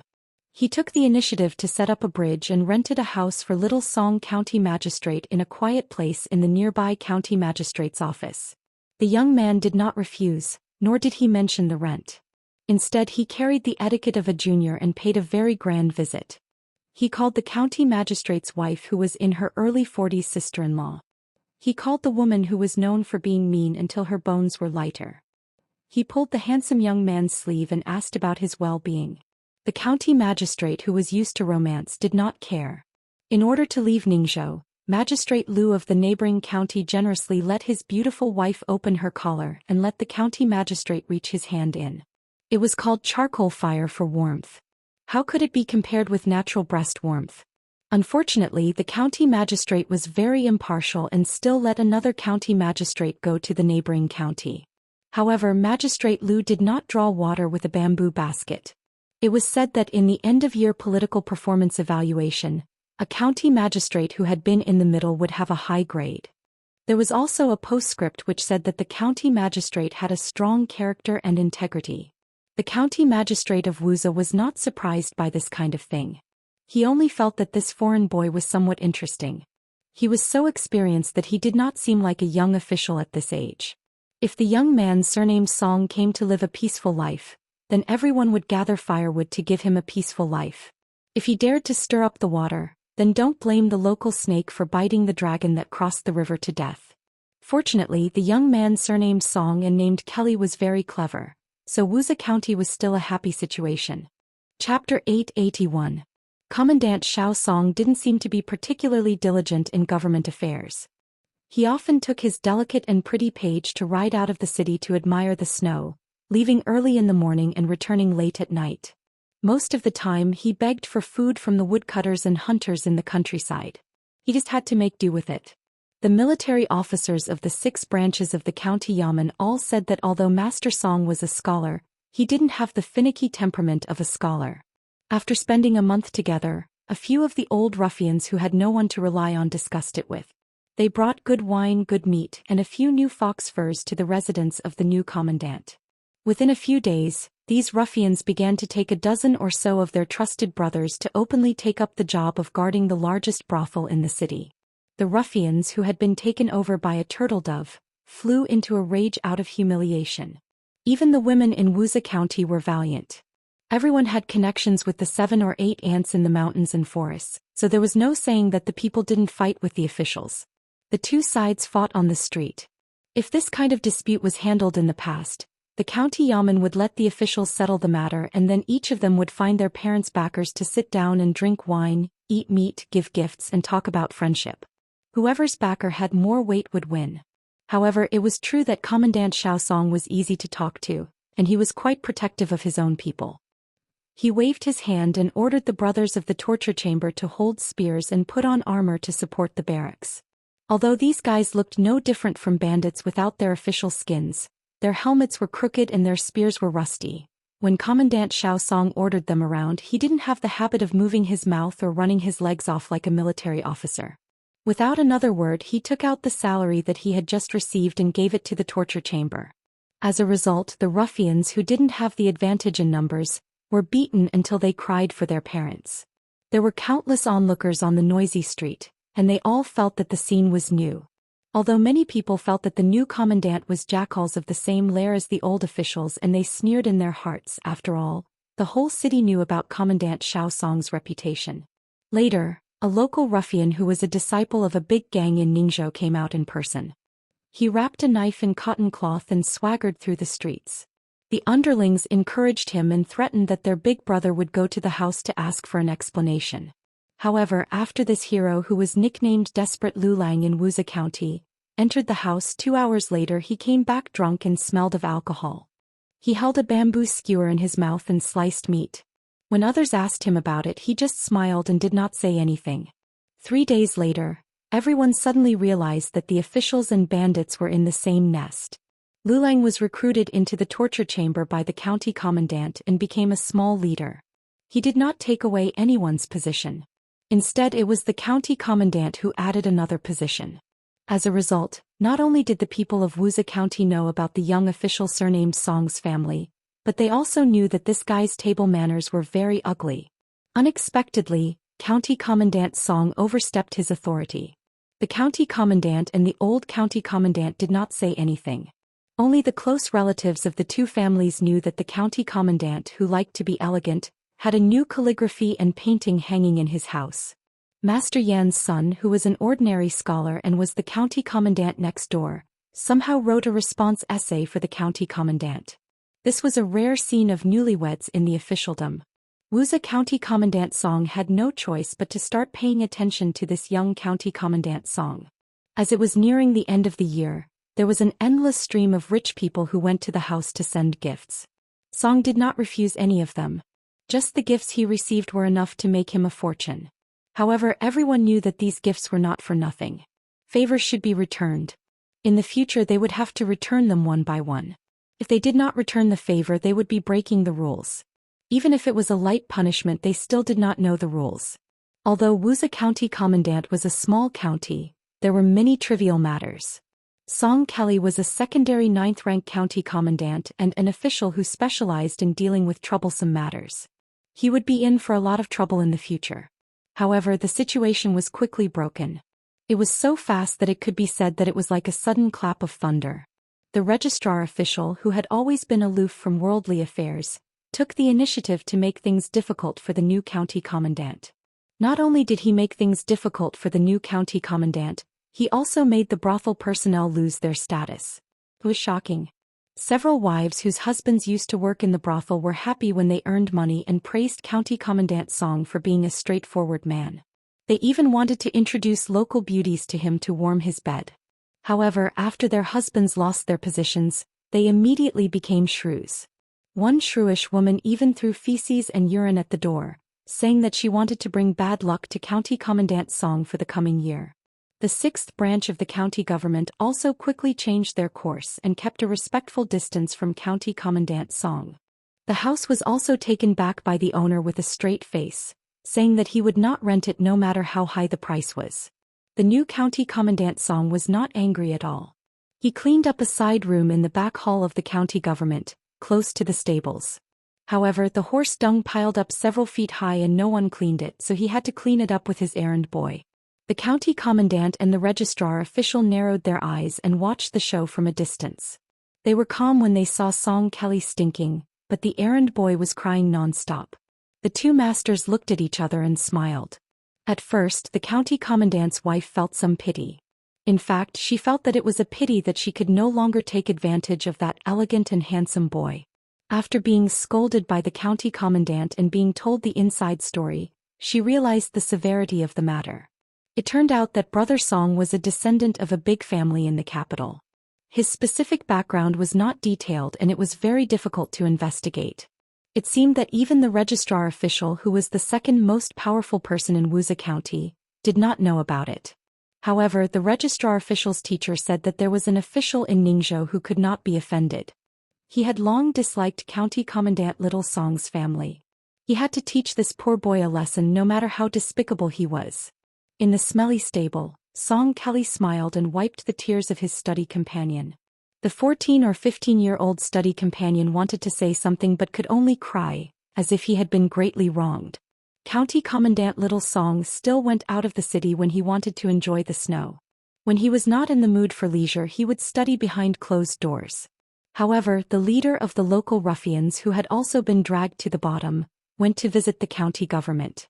On the day before New Year's Eve, except for the busy families of the officials, there was no more business for the sixth branch.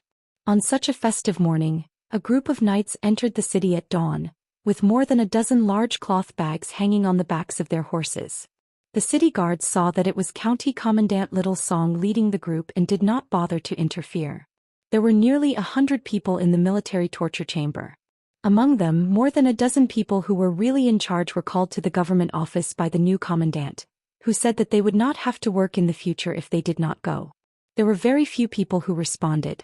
Who would take this guy who was even worse than a chicken seriously? Only those who tried to burn the stove or those who were too timid went to the prison, and then they were all dumbfounded. There were more than a dozen burly men hanging on the prison rack.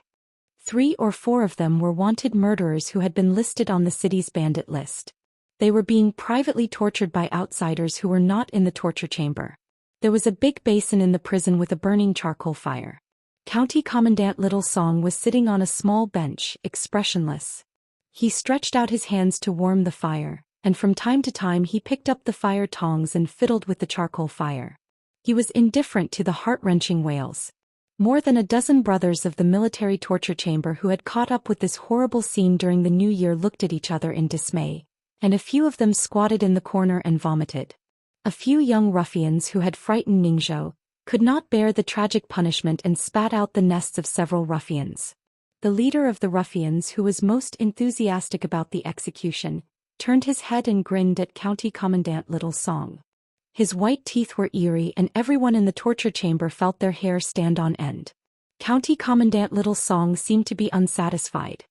He gently spat out the word "continue" and then stopped talking. He picked up a string of brass bells from the edge of the charcoal basin. Ningzhou's ruffians had 2 bells and the war horses had brass bells. Before charging into the battlefield to kill people, there would be a whistling arrow as a demonstration. This elegant scholar, who should have gone to the brothel to listen to foxy women playing the zither and singing, lowered his head and narrowed his eyes, turning the brass bells with 2 fingers. The county government was not small, but the movement here was too big. Those families were disturbed by the wails and howls coming from the prison, especially the beautiful concubines and children, who were so scared that they hugged each other and cried. The old commandant Yan Huaxing came aggressively to denounce County Commandant Little Song. As a result, he happened to see County Commandant Little Song's indifferent face, which suddenly seemed very strange. The old commandant, who had a lot of blood on his hands, was speechless for a moment. County Commandant Little Song ignored Yan Huaxing. He put down the string of brass bells, picked up a piece of hot charcoal with a pair of tongs and slowly got up. He walked towards a famous and strong horse bandit. The man was already covered in blood, but his eyes were still cold and sharp. He looked fiercely at County Commandant Little Song. County Commandant Little Song chuckled and said, "At the end of the year, this year's debt will be paid back this year. The people who owe the debt will pass the new year's difficulty. That's why there is the saying of the end of the year. You didn't study, so you probably couldn't study even if you wanted to when you were young. Perhaps you don't understand this principle and this can't be blamed on you. However, it's right and proper to pay with one's life for one's life. I'll give you one last chance. As long as you tell me the nest of any of the 14 ruffians in Ningzhou, I'll let you die more comfortably." The old commandant swallowed a mouthful of saliva. How could this kind of execution be reasonable? Since they had become ruffians, especially those who had worked hard to make a name for themselves and had families to feed, they had no choice but to be extremely loyal. It was as difficult as ascending to the heavens to make them speak. Moreover, if one was caught, even if they received the reward, they probably wouldn't have the life to spend it. There were dozens of Ningzhou commandants, and there was no lack of previous examples of ruffians who had entered the city in disguise and killed their entire families. In the future, everyone would turn a blind eye. It was good to be an official, but one had to be alive. The ruffian was indeed unyielding. He spat out a mouthful of blood on County Commandant Little Song's face. The leader of the ruffians was about to teach this strong man a lesson. Unexpectedly, County Commandant Little Song waved his hand and said indifferently, "Pry open his mouth." The ruffian's mouth was pried open by the two men. County Commandant Little Song raised the tongs and slowly squeezed the charcoal into the ruffian's mouth. There was an ear-piercing sizzling sound in the prison. Even the old Commandant Yan Huaxing felt a chill run down his spine and wanted to vomit. Without waiting for the ruffian to die, County Commandant Little Song turned to pick up the charcoal and walked to the next bandit. "I forgot to say earlier, but after you tell me, I, Wuxia County Commandant Song Kelly, promise that after you die, if you have a family, I will protect your family and keep them safe." Chapter 882. The horse-faced man hesitated, but he didn't have to pry open his mouth. Junior Commandant Song, who had always been a patient person, directly used the poker to poke the middle-aged man's mouth. There was no chance for him to speak. Pulling out the poker, Junior Commandant Song turned around to pick up the fire again. The third man who was approached by this evil man was scared out of his wits. He immediately said in a trembling voice, I'll tell you everything." Song Kelly frowned and then said softly, "I suddenly don't want to hear any more. I'll be able to find those layers if I spend some time and effort. In fact, you deserve to die. Blame the world and the officialdom. You're nothing." The man who could still laugh sinisterly after enduring several torture sobbed and said, "Sir, I beg you. As long as you can protect my family, I will tell you everything I know about the two places that are the biggest names in the world. I'm begging you." Song Kelly threw away the poker. The page boy who had been crying in the stables had been silently taking notes. At this moment he trotted over and squatted in front of the horse with the paper in his hand. He laid the paper flat on his knees. When he looked up, his eyes were cold and hard, showing no signs of weakness. Song Kelly sat back on the small stool next to the brazier and pointed at the leader of the ruffians who had only been violent in Wuxia County. He turned to Yan Huaxing and smiled. Commandant Yan Chao and Brother Shihu were out enjoying the snow when they ran into this group of horses. They were tied up and brought back to the county yamen. It's almost the new year. I didn't want to trouble the brothers in the torture chamber too much, but I was also afraid of being labeled as a criminal, so I asked you to come and take a look. But tomorrow the bodies of these bandits will be hung on the city wall, so I'll have to trouble the torture chamber. Also, I'm guessing that many of the famous horses are actually in the city. Who knows, they might have some connections with some of the esteemed lords in the city. When the detailed list comes out later, I'm afraid that I'll need Commandant Yan's help to pass on the message that Song Kelly has just arrived in Wuxia County and is embarrassingly short of money. Therefore he can only burn this list. Treat it as a gift for the villagers. Harmony breeds wealth and everyone will have a good new year. Commandant Yan, will it trouble you? Yan Huaxing shook his head like a rattle drum. It's no trouble at all. Chief Song had returned to being a gentle and refined scholar. He said with a pleasant expression, I've also informed Chief Yan that Song Kelly will not be spending the new year at the county yamen. He has already asked Brother Shihu to rent a small house on Taoren Street. Yan Huaxing, who originally thought that he was about to stir up trouble again, felt his heart tighten.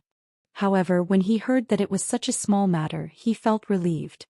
He immediately squeezed out a smile and said, "It's fine, it's fine.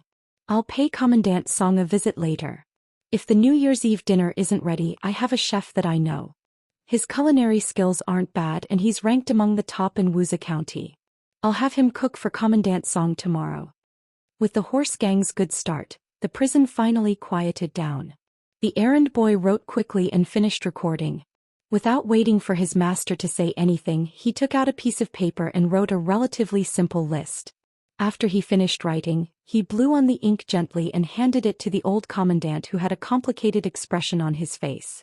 Commandant Xiao Song slowly stood up. Everyone in the torture chamber took a few steps back in fright. Chief Song said softly, "Today's matter can be considered a confidential matter between the county yamen and the torture chamber. Brothers, just take it seriously." The group of people nodded vigorously. Only then did Chief Song look at Yan Huaxing. "See Chief Yan off." Yan Huaxing hurriedly said, "No need." However, Song Kelly still saw him off to the gate of the prison.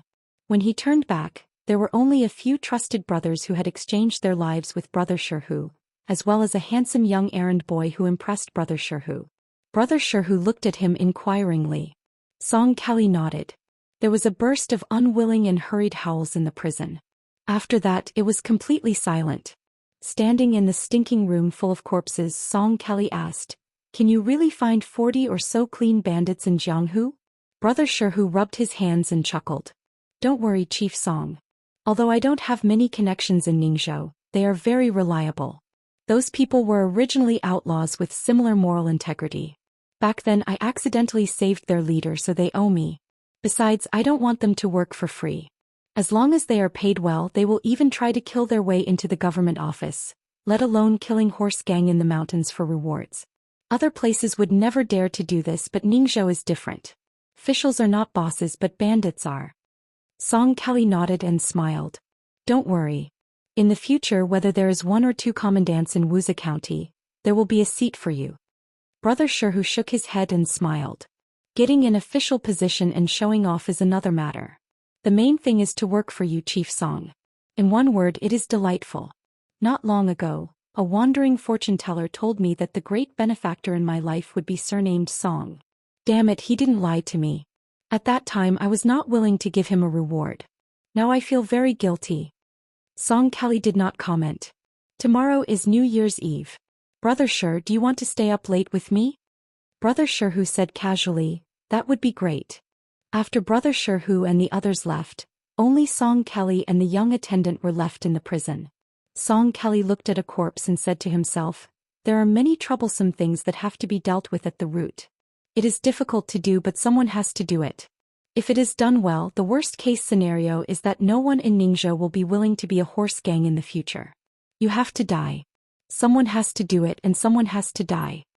The attendant asked softly, "Young master, with your skills, why would you need to use the grassy stone tiger to deal with these dozen or so bandits? Even if you go to a horse gang's nest, you can kill your way in and out a few times." Song Kelly smiled gently. "Rules are the most important. If you don't follow the rules in everything and try to take shortcuts, you will provoke opponents who are even more unruly than you. There is an old saying that it is difficult to not get your shoes wet if you walk by the river. This is the reason. If you do things in the martial world, your shoes will get wet sooner or later. A rank 3 expert was killed by a rank 2 master, a master was killed by a rank 1, a Vajra was killed by a Xian finger, and a Xian finger was killed by a heavenly elephant. Everything has its weakness. No one can escape. Since I am an official, it is like watching the martial world on a boat. The difficult part is that I can't rely on luck. The difficult part is that I can't get off the boat and walk by the river. For example, the Chief Minister Liang Luan is targeting me because he is an official. He didn't break any rules, so I, Song Kelly, will accept it. If I can't, it means that my cultivation is not good enough. I can only endure it. If I can accept it, it means that I have a firm foothold in Wuxia County. I can slowly work my way up. Killing bandits is the duty of a captain.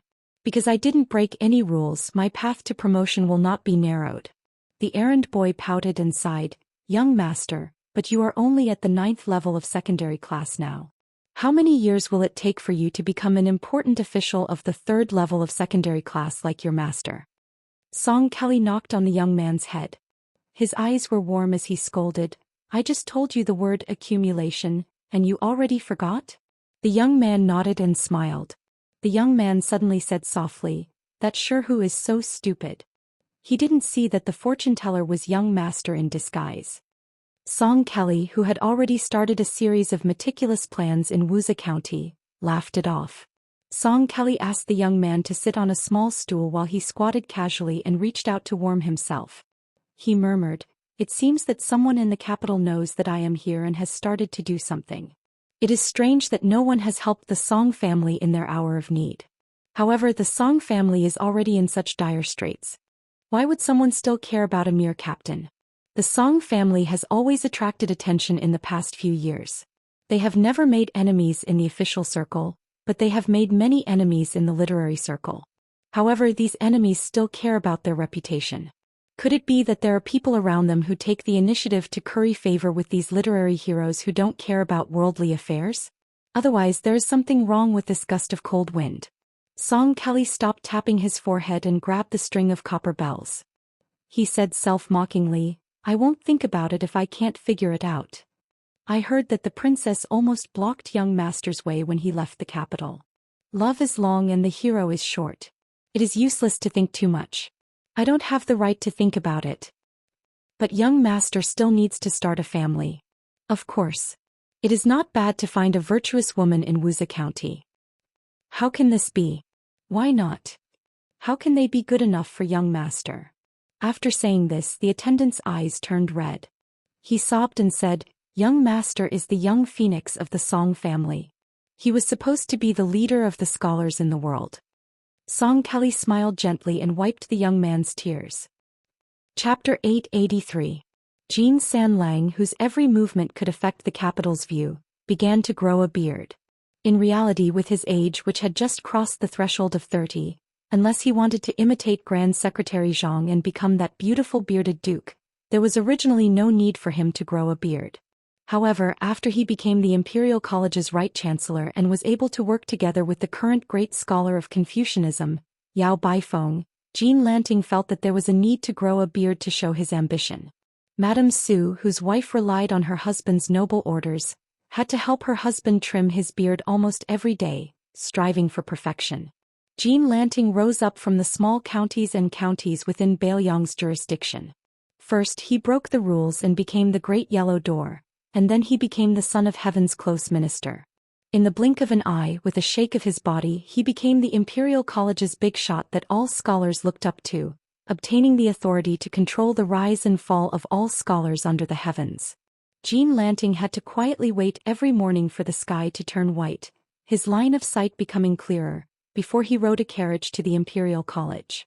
Occasionally he would lift the carriage's curtains and gaze at the reverent and burning faces on the road, making Jean Lanting feel as if a lifetime had passed.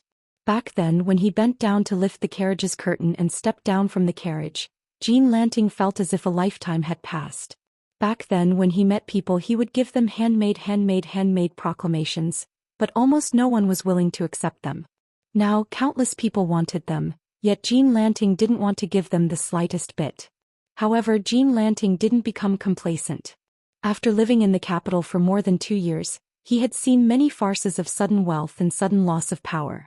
For example, the Song family's 3 outstanding talents, 2 senior and junior teachers died of anger and 1 resigned from his position. The Song family's young phoenix, who used to need Jean Lanting's milk to curry favor with, completely faded out of the court's view. The more Jean Lanting knew about the treacherous situation in the imperial court, the more he cherished the few nobles he had when he was dormant and bowing his head. The former left chancellor Huan Wen, who was a pillar of the nation, was rarely willing to accept the proclamations he sent. Now he had become the Grand Secretary of the Wen Ting court, replacing the leader of the remnant party, Sun Shiji, and was honorably promoted to the left servant Shi of the province. There was one more person Jean Lanting had never revealed on the surface. Even when he was beside Madame Su, the woman who shared the same bed as him, he didn't mention a word of this person. Jean Lanting clearly remembered that morning's court session, when he was rolling his eyes and ridiculing him along the way, It was only that senior who also came from the yellow door who patted him on the shoulder and said something extremely heartwarming. A gentleman would die for his bosom friend. As for the king of Baoyang's recommendation letter, Jean Lanting avoided talking about it. In private he regarded it as his reverse scale.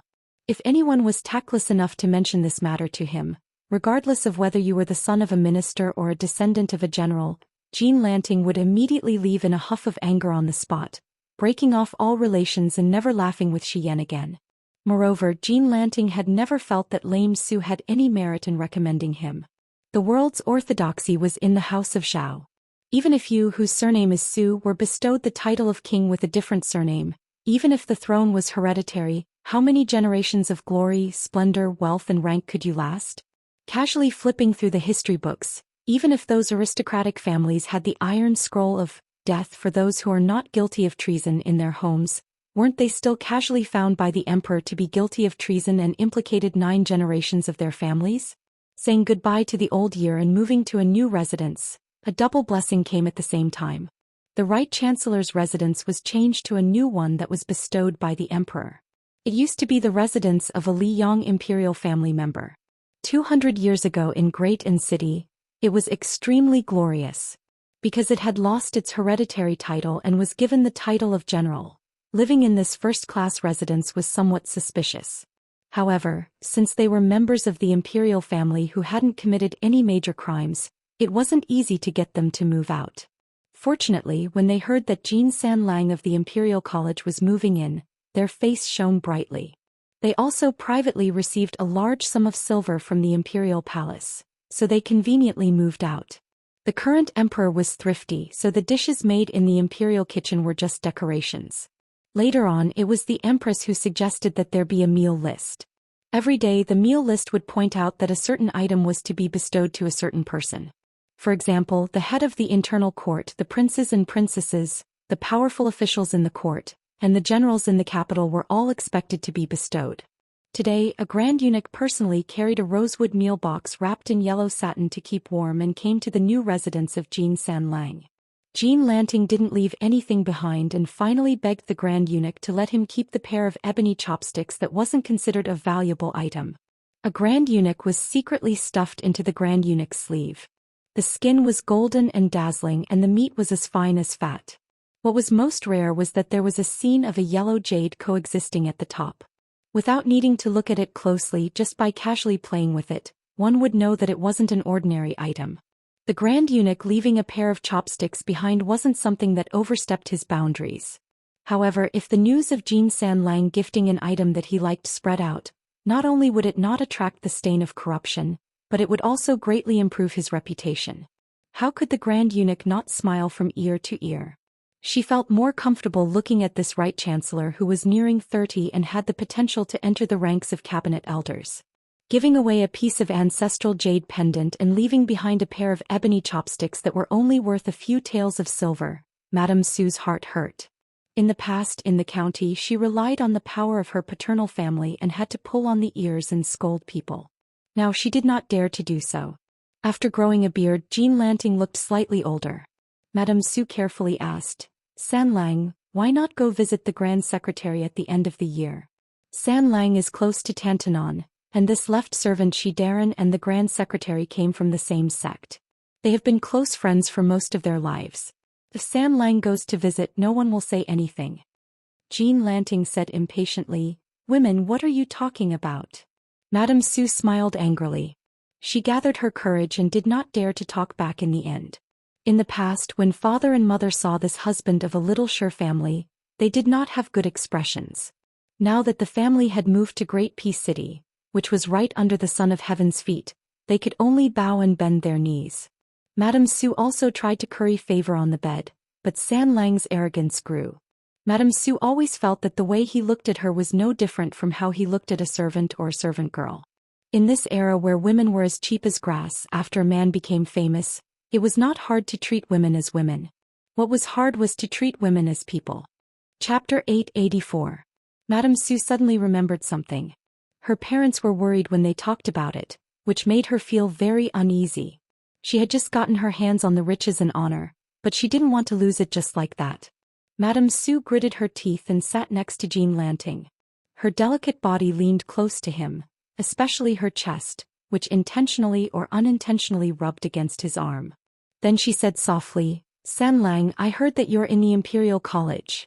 Jean Lanting quietly pushed her away and sneered, "Why? Are you scared by my husband's words? The people are the most important, and the country is the second most important? What do you know?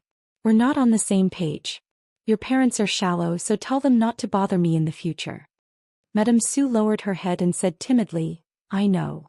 Madame Su got up and left, feeling sad. Jean Lanting didn't care at all. He stared at the pair of ebony chopsticks in the corner of his mouth curled up. A scholar was conferred the title of Marquis and presided over half of the country. There were thousands of beauties but only one country. Jean Lanting, who was alone, grabbed the pair of chopsticks and made a gesture of putting food into his mouth. He laughed crazily. During this year's New Year's Eve dinner, Mr. Liu of Jing'an Palace, who didn't drink much, was heavily drunk by the young lord. If he didn't drink, the lord would be so shameless that he would roll on the ground. Mr. Liu couldn't stand his master's tantrum and had to drink too much. When he finally got away, he was full of the smell of alcohol. He squatted at the foot of the courtyard and vomited again and again. The only maid beside him, Xinghua, gently patted his back. Although Mr. Liu suffered a lot, he was obviously in a good mood. He said that he would take Xinghua, whose real name was Lu Lingbao, to see the former residence. In fact, Xinghua often went to the dilapidated house in her spare time. The house was already bought by the Jing'an Palace. Whenever Xinghua went there, she would carefully clean it until it was spotless. She was already familiar with the place. The blind Lu Su didn't enter the house. He just stood at the door and didn't know what he wanted to see. Then he took Xinghua to Yongzi Alley, where he used to make a living by gambling. He squatted on the ground and leaned against the wall quietly. It was as if there was a chess game in front of him. He used 2 fingers to play the game gently. Xinghua did not say anything, but her eyes were gentle. The young blind man did not stop placing his chess pieces. He laughed and said, "When our green party was defeated, I also added a handful of firewood. If I don't do this, Jing'an Palace will become nothing more than a decorative vase. I'm a snobbish person and I'm bound to the prince's mansion for glory and disgrace. How can I just stand by and watch His Royal Highness not be able to display its power?" Xinghua knew that in private King of Jing'an Zhou Xian liked to address him as young Master Liu or Mr. Liu. When they were happy or joking, they would even affectionately call him Little Six. And the latter had always disrespectfully referred to him as His Royal Highness instead of King of Jing'an. If the Liu family wants to leave, Xiangfan City can't stop them. But it's not difficult to trip them up. Although it's not beneficial to the big picture, since His Royal Highness is not happy and insists on making trouble for that Baoyang as a chess gambler, I can only do my best to gamble and bury some hidden troubles for the Liu family. If the wise Grand Secretary Liu was still alive, these little tricks might not work. But now that he's gone, it's hard to say. Xinghua, tell me, a treacherous person like me is not even worthy of a scholar, let alone a distinguished scholar. Xinghua changed her position to shield young Master Liu from the cold wind blowing into the alley. She said softly, "Young master, you're a person who does big things. You don't care about trifles." Lu Xuan smiled and said, "There's a saying that if you don't sweep a house, how can you sweep the world? And there's another saying that a person who does big things doesn't care about trifles. The ancient books and ancient sayings really make the later generations confused. But I'm a blind man, so I can only rely on you to sweep the house." Xinghua rolled her eyes. "I'd be happy to." Lu Xuan reached out his hand as if the wine had boosted his courage. He wanted to touch Lu Lingbao's smooth cheek. But when Lu Lingbao moved closer, he had already retracted his hand. He said softly, "We're lucky to depend on each other. Try to live a few more years." Lu Su leaned his head back against the wall. "You blind man." Xinghua suddenly lowered her voice and said, "Young Master Liu, if you want to go to Baoyang, Lu Lingbao will protect you even at the cost of her life." Lu Su was stunned. He shook his head and smiled. "I have my own plans. It's good here." At the tide-listening lake in Baoyang, Chen Shiliang was sitting in a pavilion by the lake. Su Beiji, the grandson of Su Huainan, the former king of the northern courtyard, and Su Weisheng, the second commandery princess who was sitting in a wheelchair, were also there. These 3 people with different identities formed a tripartite balance of forces. Su Weisheng, who was in charge of half of the intelligence agents in Beiliang, said calmly, I have a message for you. The Empress of Beimang has only brought one person to the border of Beiliang. Su Beiji said, and soon revealed the secret. It must be Tuoba. Qin Shiliang frowned and asked, We can't kill him. Su Beiji smiled. Of course we can kill him. It's just that we can't kill him. Qin Shiliang said, indifferently. Su Weisheng turned to the south and said with a smile, Let's plan a little more. After all, they're the ones doing the work. Although Su Beiji had already been appointed as a local official, he rarely had the opportunity to come to Qingliang Mountain, and there were often rumors of him toasting with scholars, unlike Qin Shiliang, who from beginning to end lived in the deep recesses of the prince's mansion, racking his brain. Su Beiji didn't feel restrained even when facing Su Weisheng. He even dared to make a few harmless jokes. For example, he said lazily, I heard that His Royal Highness has tried his best to abduct many important people to come to Beiliang to work as coolies. He's really capable. If I were to say with His Highness's looks, it's not difficult to deceive some ladies. I didn't expect him to be so good at deceiving men. Qin Shiliang was expressionless. He turned to look at the tide-listening lake with its thousands of koi carps. Su Weisheng pointed at Su Beiji and Qin Shiliang and said bluntly with a smile, Su Beiji, it's fine if you scold yourself. You even brought Qin Shiliang along. What's the point of killing 1,000 enemies and losing 1,000 of your own men? Su Beiji laughed. Princess, you don't know. I'm born with a black heart and thick skin. That's why I'm less injured than young Master Qin. Qin Shiliang shook his head helplessly. It was impossible to be friends with this guy, but even if he was an opponent he still couldn't bring himself to hate him. Su Weisheng muttered to himself, New year, new cool, new atmosphere. Chapter 885. The next chapter will be published very late in the morning, so don't wait for the update. The gates of northern Liangdao and Liangling prefectures were opened wide. Almost at the same time the gates of the cities were loosened. Not only were scholars able to enter northern Liang in a single file, there were also people from all walks of life, crooks mixed in with honest folk, who all headed towards northern Liang. A troop of cavalrymen quietly entered Lingzhou from the Midsong Mountain Road, which was adjacent to the Kuei Gate and the Sword Pavilion. There were only 5 or 6 people in the troop and they were all men. The horse and courier routes were gradually shrinking, and were no longer as prosperous as they were during the spring and autumn period. However, the Midsong Mountain Road between Shu and Liang still cost a lot of money every year, and it was perfectly repaired, even better than during the spring and autumn period. To the merchants of both places, this was nothing but a great fortune. However, in the eyes of some people, the difference between the Beiliang cavalry going south and the elite Shu army going north was only a thin line. The troops stopped on a mountain with a broad view and looked south. The old man in the lead pointed at the sword pavilion and smiled. Originally, according to Yishan's plan, thousands of light cavalrymen would be under the control of Wang family's father and son.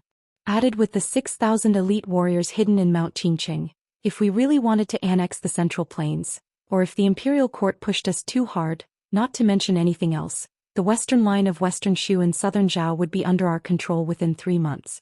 However, since Qin Jibao went to Shu alone, even though he hasn't been crowned as the king of Shu and is still the minister of war, as long as he goes to Shu for a few years in the future, this break Beiliang will be like a man with a sore under his armpit. We can't catch it, but we can't not catch it either. It's so uncomfortable. Other than the hunchbacked old man, there was also Crown Prince Su Fengnian, Northern Liang's new cavalry commander Yuan Zuozong, and Han Laoshan and Su Yanbing, who were about to become Lingzhou's deputy general. They stopped side by side and looked towards western Shu. Su Shao rode his horse to the peak of the mountain road in the Midsong Ridge. Ever since he had put on the red fox fur hat on the warship at the Spring God Lake, he had never taken it off again. Su Shao turned his horse around. Previously, when Lu Qir introduced me, I also met the fascinating old general of southern Tang, great ancestor Gu. From him, an outsider, I learned that our Beiliang's territory is not big and there are so many things to pay attention to. According to great ancestor Gu, the roads of Beiliang can be divided into 3 regions and 14 terrains. According to great ancestor Gu's teachings, Beiliang occupies the upper reaches of the world and is connected with the aura of all places. It can control the fate of the world. In the past, I only heard from Yishan that after Beiliang was unified by the Great Qin, There were a total of 1,281 wars in history. However, Yishan doesn't believe in the supernatural. Moreover, I also know that Yishan doesn't approve of Bailiang invading the Central Plains with the momentum of a lion hunting a rabbit and causing the Central Plains to be filled with smoke. Therefore in these years he has not lived happily. Su Fengnian, who wore a Bailiang saber at his waist, smiled and said, Master always said that the talents of the world must be controlled by knowledge. Only then can one's heroic spirit be restrained and one can take advantage of the situation to achieve great things. This is a genuine effort. Not to mention your notoriety in the Spring and Autumn War. Just the background of our Su family alone is enough to make it useless even if that old faker Huang Sanjia comes up with some auspicious omens. The scholars and the people's hearts will not lean towards the Su family. Nowadays, scholars, especially those who have failed to achieve their goals, are flocking to Bailiang. This is also because Bailiang has raised the banner of guarding the northwest for the Central Plains, giving them a way out. Otherwise, who would be willing to become an official in Bailiang? Su Xiao raised his hand and used the horsewhip to push up his leather hat. He chuckled and said, Who asked father to be born a few hundred years earlier? Yishan said that he was born a few hundred years later, allowing the scholars of the world to gain power and completely destroying the foundation of the great and powerful clans.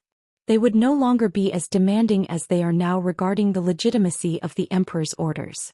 That would be a great era where anyone could sit on the emperor's throne. As for the common people, who would care what your surname is? As long as you give them a peaceful life, they will recognize whoever you are. They don't care who sits on the dragon throne and who doesn't. But speaking of which, your father only has some prestige left in the military. Not to mention the Central Plains, even in Bailiang, if one day we are crushed into pieces by Baimang's Iron Horse cavalry, if there is someone in Baimang who can govern the country well, most of the common people will completely forget about the Su family's 20 years of guarding their homes and courtyards. Speaking of this, father feels that the victory in the Battle of the Western Fortress was a fluke. In the Central Plains, the remnant citizens of West Chu who want to restore their country are truly inexhaustible.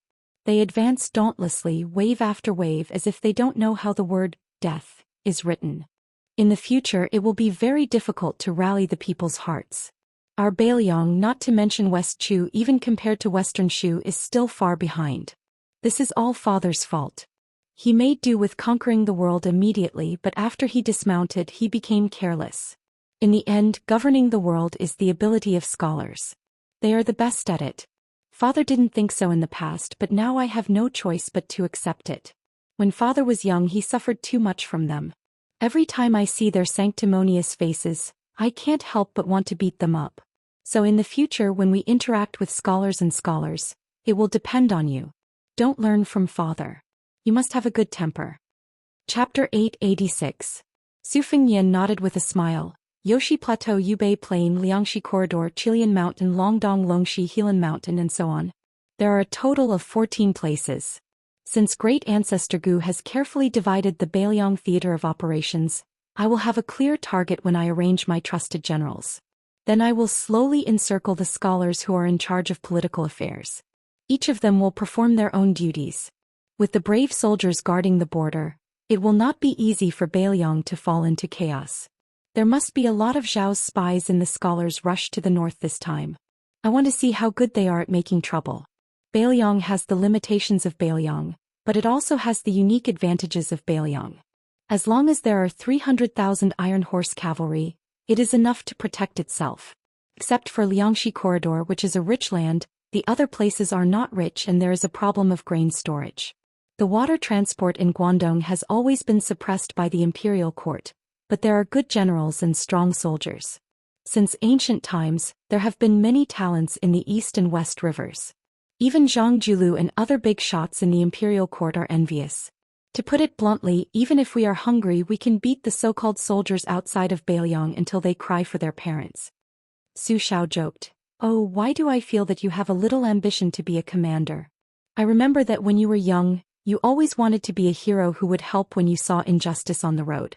You have no interest in leading troops to fight. Su Fengnian calmly said, only when you have really walked through Jianghu, you will know that there is a limit to one's strength. Then the idea of being a hero will fade. Imagine that when the whip is used, tens of thousands of Iron Horse cavalry will swarm out. Who can stop it? Wang Xinji, or Chao Tongqing. Yuan Zhuozong laughed softly and said, if it is them they can still stop it. Su Xiao laughed heartily. He was very gratified that this adopted son of his could talk and laugh with the eldest son of his first wife. At that time the 6 adopted sons were all high-spirited. Not to mention Lucio, only the indifferent Yao Jian had some contact with his son, which made Su Xiao worry a lot. Among the adopted sons, Yuan Zhuozong's temperament was not inferior to Chen Jibao's. White Bear could actually bow his head. Qi Dangwa was almost willing to surrender to Feng Yan, which was undoubtedly an unexpected surprise. The 2 retinues Han Laoshan and Su Yanbing looked at each other and smiled. In fact, the 2 of them were from the same sect as the spear immortal Wang Xiu. It was just that people only knew that Han Laoshan was Wang Xiu's junior brother and not Su Yanbing. As one of the 4 grandmasters of Jianghu, Wang Xiu was unparalleled in the northwest of the Central Plains. Not only was Han Laoshan overshadowed, but Su Yanbing, who had left the sect early to explore Jianghu, was also overshadowed. Even Su Fengyan returned to Bailiang with them this time. He learned from Han Laoshan that Su Yanbing was so outstanding that Wang Xiu, who was much older, almost had no hope of catching up with him. Wang Xiu's father had to banish and invite this disciple, who was not surnamed Wang, out of the Wang family. Su Fengyan figured out that the reason why Su Xiao dared to leave Bailiang openly and enter the hinterland of the Central Plains was not because of Han Laoshan, the Spear Immortal's junior brother, but because of the unknown Su Yanbing. When the king of Bailiang went to the capital for the last time, Su Xiao went to the imperial astronomer and met the Empress Zhaoji. Ren Tu also brought Su Yanbing and not Han Laoshan.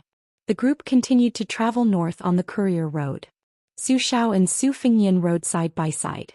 Su Xiao said softly, other than the Protector General of Bailiang and the commander of the cavalry and infantry, the 3 positions have been settled. Lucio, and your second brother Yuan have already taken them. Yan Wenluan's commander of the infantry also has to be given to great ancestor Gu. Next, the commander of Bailiang, Daoyang and Yuling have the most power. The commander of Liangzhou has always been held by the Protector General of Bailiang. The commander of Yuzhou has already been given to the ambitious Huang Fucheng. Su Yanbing and Han Laoshan are the deputy commanders of Lingzhou. What are your plans? Su Fengyan hesitated and said, Yan Wenluan's side is not easy to deal with. After all, he is an old general with meritorious service. Yan Wenluan is not as old as Zhong Honggu, and he is also smooth and slick. I plan to let great ancestor Gu take over Liangzhou's commander of Liangzhou from Lucio first. Wang Ji, the meritorious official who submitted his pledge of allegiance at Iron Gate Pass, and some of the capable generals of the Phoenix Battalion, will wait for these people to gain a foothold before we can make a move on Yan Wenluan.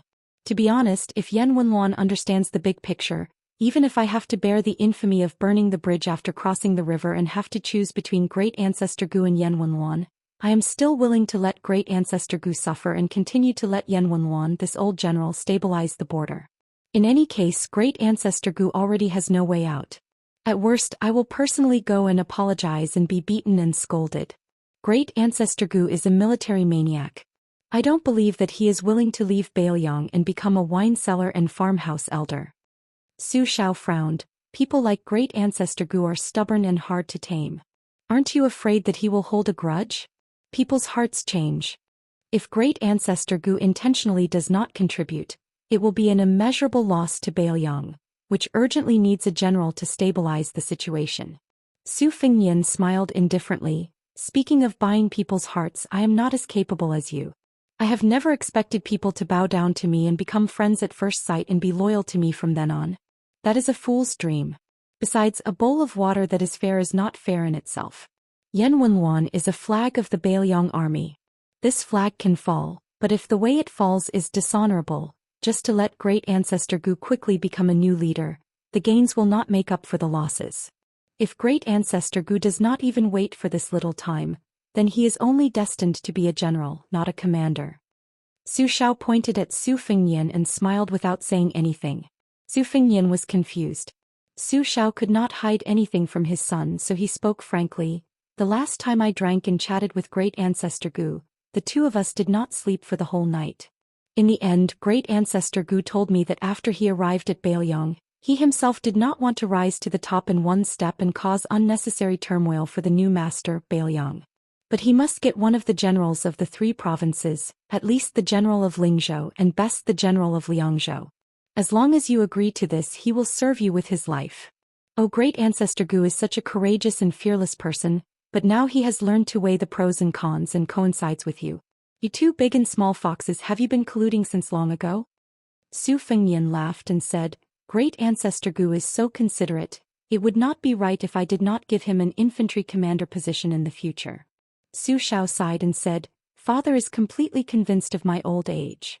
Su Fengnian said with a smile, I am just a little clever, not good enough to be on the stage.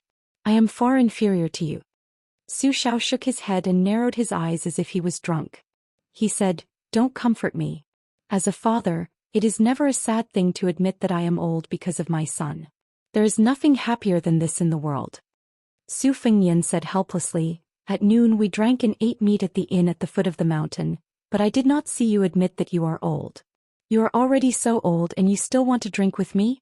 How many times did you secretly go to the toilet? Twice or thrice? The old man looked embarrassed. The old man then said with a smile, When we go back to the border and meet that old woman who is protected by Tuoba, I will rely on you to keep up appearances. Su Fengnian said calmly, Okay. Chapter 887. Ever since the miser Li Gongda became the administrator, his ability to make peace was top-notch. He tried to persuade everyone to make peace and not break up. Thus, Lingzhou became more and more harmonious. Other than the Zhong family whose roots were in Longqing County, which was a little unhappy, the rest of the families were still doing well. Moreover, old General Zhong's eldest son Zhong Qingxin was still the governor of Longqing County. The new noble of northern Liang, Su Beiji, was just a small soldier who was promoted 3 ranks. His position was not that high, but he continued to work for Sir Zhong. It could be seen that the Zhong family and the Su family were not at the point of falling out. However, there was a piece of news that quickly spread in the Lingzhou officialdom. The 2 retainers of the great general Han Laoshan and Su Yanbing had both become Lingzhou's deputy generals. His Royal Highness, who had returned to Bailiang after causing a ruckus in the capital, actually became Lingzhou's general. This made people feel that it was a bit inconceivable. Many retired generals were silently cursing why the crown prince did not just sit on the chair of Bailiang's protector general. Why did he extend his hand into the Lingzhou officialdom? This was not very proper. Anyways, after the new year at the border of Yuzhou, there would be a martial arts examination that was held once every 3 years. Everyone knew that the great general had already started to make arrangements for his death.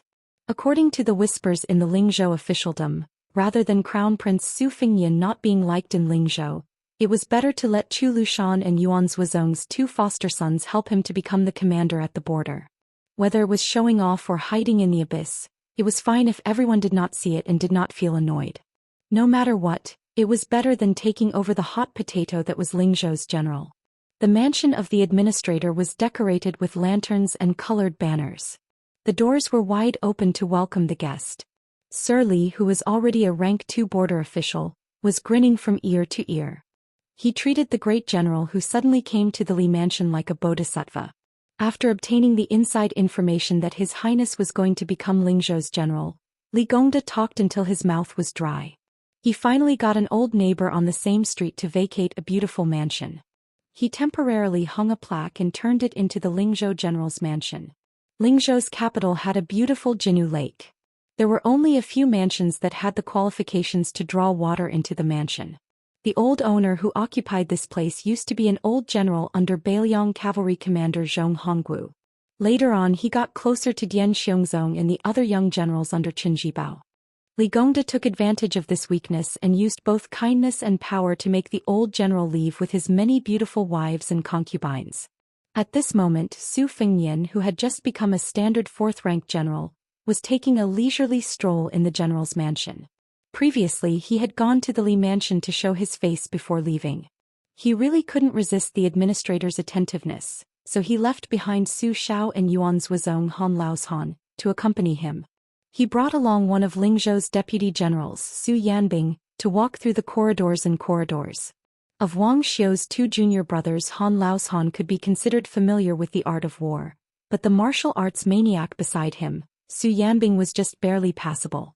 Compared to Han Laoshan, who really wanted to take root in Lingzhou and consolidate at every step, Su Yanbing was just there to deal with unexpected situations. Moreover, Su Yanbing's personal ambitions did not lie here. Before he left the Li Manor, Su Xiao had a playful look in his eyes, saying that there was a little surprise waiting for him in the house.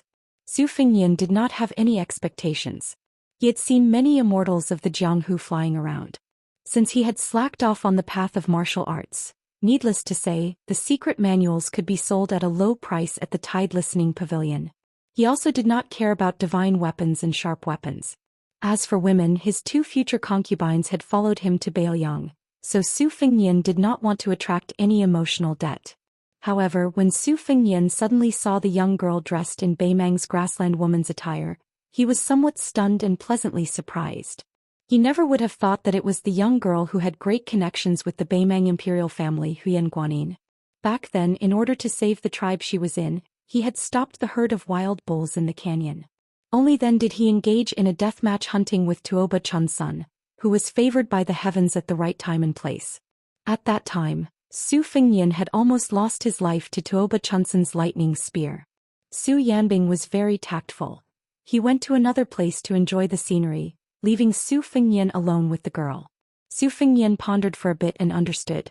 After he returned from Beimang, he told her everything in detail about his dangerous experience. During this time he mentioned Huyan Guanin's Chong flute. He reckoned that it was Su Xiao who followed the vine to find the melon and brought her from Beimang to Lingzhou. Su Fengnian sat with her in the pavilion. He asked her in the prairie language, "Your brother Ah Baoji didn't come to Beiliang?" The girl with the appearance of 95 was obviously not as melancholy and sentimental as the girls of the Central Plains. She shook her head and said with an open-minded smile, "My brother is a young eagle on the prairie. The prairie is his home. My brother also said that he must become the biggest chick on the prairie and have the most extensive and fertile pastures. In the future he will bring our benefactor to gallop on a horse and snatch the most beautiful girl, the fiercest warhorse and the best wine for our benefactor." Su Fengnian remembered the strong-headed child who liked to roll around in the sheepfold. He had the boldness to pick up a lamb and throw it around. He smiled and said, "He's much more ambitious than me." The young girl, whose style was between a young girl and a married woman, had a curious look on her face. She couldn't help but gently smile and ask, "Our benefactor always said that he was a scholar from Gusai Prefecture. How did he become the son of a prominent family in Beimang, the archenemy of Beiliang?" Su Fengnian leaned against a pillar and looked at the small lake in the mansion. He sighed and said, "It's probably the so-called unpredictable affairs of the world." Huyan Guanin said softly, "There was an old man who was more dignified than the biggest chick on the prairie. He ordered me to be our benefactor's maidservant in the future and serve our benefactor's basic necessities." Su Fengnian said softly, "You don't have to listen to him in the future. We Beiliang women always like to carry swords, ride horses and draw bows. No one can restrain you. Even if you feel that this place is boring and want to go back to the prairie to see your brother, I can send someone to send you to the north." The delicate Chong flute tied to the waist of the dainty and beautiful woman was unexpectedly gloomy and speechless. The death soldier suddenly appeared outside the pavilion and said respectfully, "Your Highness, Su Beiji and Wu General Wang Ji from Dragon Eye County have come to visit." Chapter 888.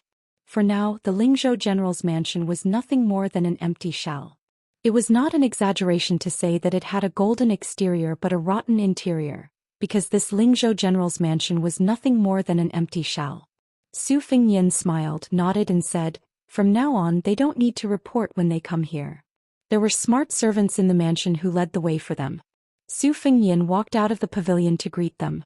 Wang Ji's father, Wang Shirzhu, was not only a former subordinate of Beiliang, but also a general of Swords Gate. He was a secret chess piece that Li Yishan had placed in Kuei Gate for many years. This father and son pair eventually played a significant role in the Battle of Iron Gate. Wang Ji was indeed a valiant general who lived up to expectations. Even when facing Han Diaosi he dared to fight to the death. In order to stop the Mancat he lost 1,000 of his 3,000 elite cavalrymen. After joining Beiliang, only half of his 2,000 personal guards were left. Last time his performance in Longqing County was also very eye-catching. Therefore Su Fengnian had a very good impression of him. Su Beiji was quick to adapt to the local customs. He was dressed like a scholar, even more so than the famous scholars of Jiangnan. He was elegant and graceful. Wang Ji was escorting him from the side. One was a scholar and the other was a warrior. Huyan Guanyin stood alone and timidly in the pavilion. He seemed to be out of place. Most women were like that. They were just the icing on the cake. Su Fengnian put his arm around Su Beiji's shoulder, smiled to Wang Ji and said, "This time General Wang, you didn't become the Deputy General of Lingzhou. Do you feel angry? If you do, just say it. But I still can't give you the Deputy General position." Wang Ji didn't talk about stage fright. Instead he grinned and said, "Your Highness, we are all rough men. We know that we shouldn't take things that we didn't do. We don't have any achievements now, so we don't feel angry. If we do something great in the future, not to mention the Deputy General position, we can even fight for the position of Lingzhou General. We won't hesitate." Su Fengnian smiled and nodded. He pointed at Su Yanbing, who had quietly returned to the pavilion. He introduced, "The new Deputy General of Lingzhou, Su Yanbing. Wang Ji, you should interact with him more in the future.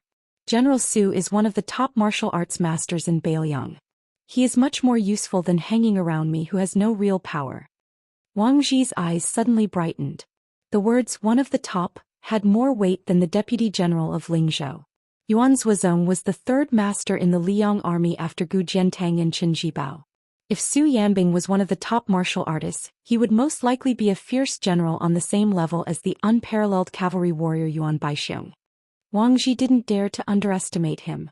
He immediately cupped his fist to the Deputy General. Su Yanbing only nodded slightly in return. Su Fengnian looked at Su Beiji and asked with a smile, "Juzi, are you getting along well with young Master Zhou? I heard that those beautiful concubines of his admire your talent and took turns to recommend themselves to you. They even almost fought with Lingzhou's courtesan Bao for your affections.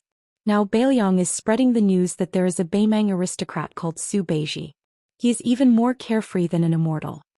Su Beiji smiled faintly, "More than enough but far from enough. With His Highness in front of me, this little romance is nothing." Wang Ji was speechless. It was rumored that Su Beiji, who didn't have any strength of character as an official, had a close relationship with His Royal Highness. It seemed that the rumors were true. If it were someone else, they would have been drenched in sweat. Wang Ji didn't dare to treat the Crown Prince of Beiliang, who dared to kill the Western Region Prince with a bottle, as a hedonistic son. Normally, when faced with Zhong Honggu and the other elders who had fought alongside their fathers in the military, they would try their best to curry favor with them. Su Fengnian and Su Beiji sat in the pavilion. Wang Ji naturally followed Su Yanbing to guard outside the pavilion. Su Fengnian glanced at Wang Ji's burly back and retracted his gaze. He smiled and said, "This time there are hundreds of people from the Lu family and Shangyin Academy in Qingzhou. They are all crying piteously for food. Lingzhou's officialdom is bloated and has the most fat meat. The administrator is the peacemaker in Beiliang. He claims to be second, but no one claims to be first. He definitely can't be the bad guy. Qin Shiliang is also busy with the salt and iron industry. Why don't you take over? We can use this opportunity to streamline the positions of the generals and get rid of a large number of idle generals. We can also learn from Beiliang so that we can live up to our name in the future." Su Beiji didn't make a sound. He was quite arrogant. Wang Ji, who was listening attentively, was a bit worried. Beiliang was like living with a tiger. Otherwise, the great general wouldn't have been privately called the second emperor by the imperial court. His Royal Highness was actually no different from the crown prince of a country.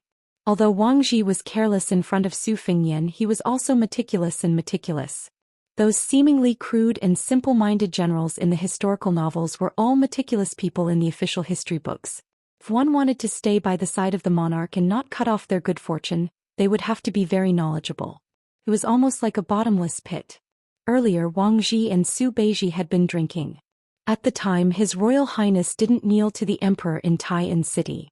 Su Beiji was drunk to his heart's content and drank happily.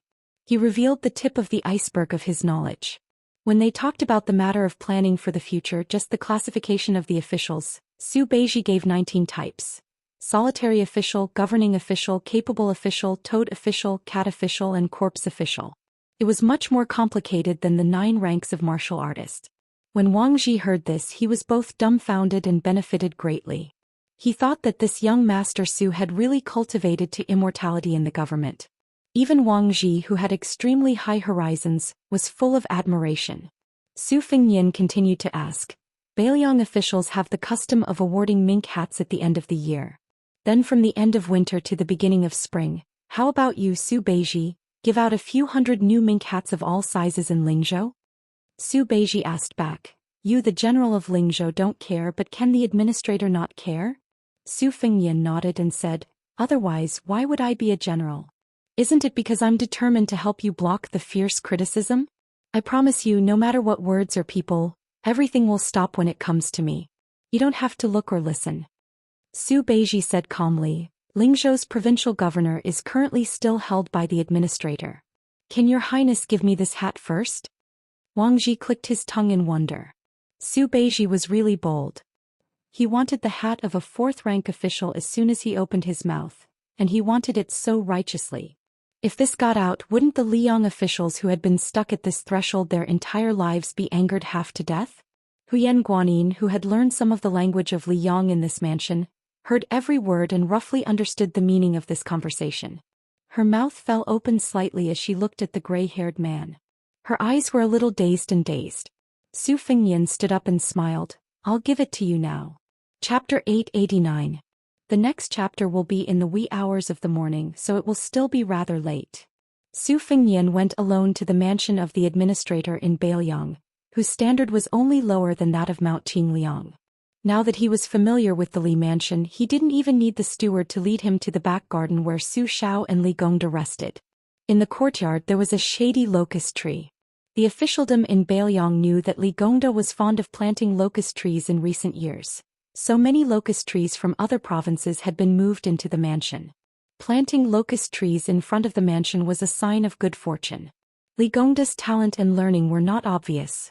Nowadays most of the imperial examinations were in the autumn locust tree season, and the month was also known as the locust tree yellow.